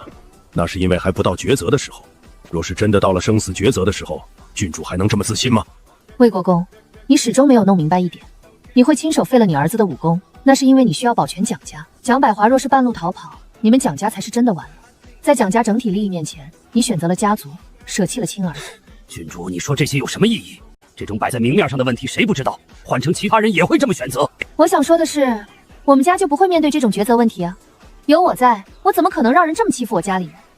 你该不会到现在还没看明白吧？难道你看不出来？若不是我爹他们顾念着江山社稷，你以为吴王现在还能活得好好的？你可知道追随吴王的有多少人？若是吴王不在了，你以为他们会安分的跪迎你爹上位？他们会闹起来，会让朝堂动荡。没事啊，大不了全都嘎了，乱一阵就行了，不会一直乱下去的。我这人办事喜欢干脆，也就是我爹他们温和。当初你们怎么欺负的我家，我会全都让你们还回来。爹，为什么非要跟着瑞王？现在咱家是不如以前了，但是我跟弟弟还能在军中拼一把，不是没机会起来的。现在贸然换主子，是里外不是人，不为吴王所用，难道吴王不想除掉我们？刚刚齐之玉叫我去城外了，陈安郡主实在是太过卑鄙无耻，他怎么能如此狠辣？他已经毁了蒋家了，现在还要做这么绝？成王败寇这些不用去想，现在的问题是，很快京城的人就会知道，蒋淑仪为了报复，连自己亲爹都会利用，而我是为了不让蒋百华做下错事，亲手废了他。如今咱们想自保，只能按着陈安郡主划下来的道去走，不然我废了蒋百华就会是另外的一个说法，到时候蒋家必然被推上风口浪尖，你们都要被牵连。陈安郡主不仅仅是要报复，他是要让蒋家跟吴王彻底的割裂，报复的同时让吴王失去蒋家。如你所言，蒋家还有重新崛起的希望，但是陈安郡主是不会允许这种事情发生的。咱们蒋家起来，再继续为吴王做事，他不会同意的。爹，陈安郡主到底是什么人？他是什么人不重要，重要的是，现在咱们只能选择瑞王。爹，咱们不能中立吗？吴王跟瑞王打擂台，咱们这样算不算被主？以后就算是瑞王上位，瑞王会用咱们这样被主的臣子？哼，你以为现在咱们家还有的选吗？不帮着瑞王，你以为吴王会让咱们中立？不投靠瑞王，只是吴王就能灭了咱们蒋家。要保住蒋家，就不能中立，只能转投瑞王。至于以后，你们要努力，让自己成为有价值的人。只要你们有价值，瑞王就会继续用你们，你们就能保住性命，保持蒋家荣耀。眼光放长远一些，你看看陛下，再看看陈安郡主。陛下对陈安郡主只是长辈对晚辈的偏疼吗？陛下那么多孙子孙女，你看陛下对哪个偏疼成那样？陈安郡主为什么是独一份的宠爱？爹，我懂了。陈安郡主真是够狠，蒋家已经被折腾成这样了，最后的一点价值都不肯放过。这丫头好手段，睚眦必报。魏国公可是老四身边的一大助力，魏家魏国公全被搞掉，老四这回是左膀右臂都被砍了，想救都没得救。再过2年，朕就可以退位享清福了。滚出去！瑞王连没落蒋家都要利用，好样的！我倒要看看，我再出招，你要怎么接招？现在有一些该舍弃的东西要舍弃了，尤其是当初跟魏国公有牵扯的。娘的玉儿长大了。娘仪式感还挺重的。行吧，大家都挺激动的，不过就是一个级别里，需要这么激动吗？我除了实力突破有感觉之外，对这种东西真的没感觉啊。你还生气了？你们蒋家真是无耻，看到好处转头就换了主子，软骨头。我已经被蒋家族谱除名，不是蒋家人了。蒋家投靠谁，跟我有什么关系？前院就有蒋家人，你若是觉得不舒服，大可以去找他们。在这里挖苦我有什么用？呸！你们蒋家人就是趋炎附势。你心里不痛快，你去找陈安郡主啊！在这里挤兑我算什么？怎的？柿子找软的捏？贱人，你还敢躲！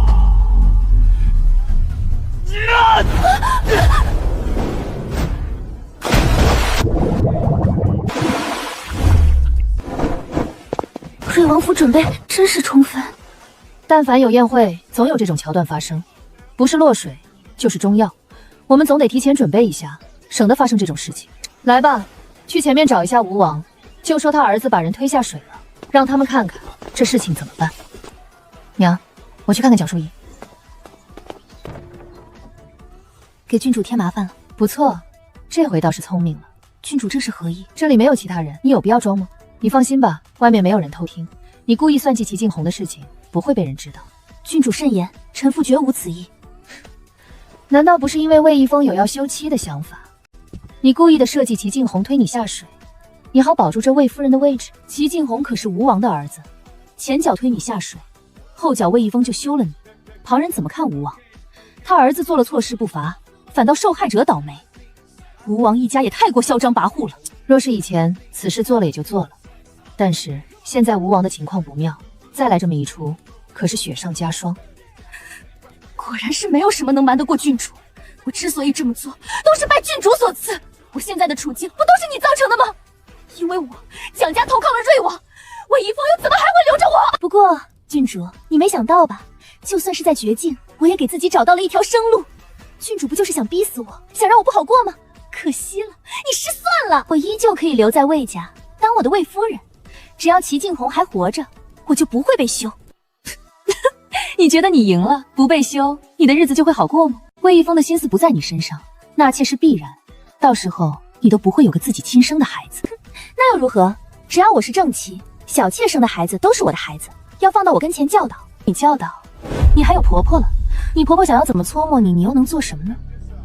当着你孩子的面，你婆婆会告诉那孩子，你不是他们的亲生母亲，你不配当正妻。就算是魏家给你留着正妻的位置，实际上你在他们心里什么都不是。但凡在外，你要是表露出来什么，他们立刻就能抓到你的错处，休了你。以后的每一天，你都要活得战战兢兢，每天都活在勾心斗角里。你的身边没有一个可以信任的人，触目所及皆是敌人，可偏偏的，他们还是跟你生活在一个屋檐下的家人。可是那又怎么样？你想逼死我，可我依旧保住了魏夫人的位置。你猜为什么我们救人准备的这么充分？那是因为啊，蒋家不是个东西，魏家更是我的敌人。魏成江恨死唐静肉了，可是没法休妻。魏一峰同样也恨死你，依旧没法休妻。你们一家人彼此厌恶，却不得不生活在一起，都不需要我出手，你们就能互相折磨，这不比让你们嘎了还好玩吗？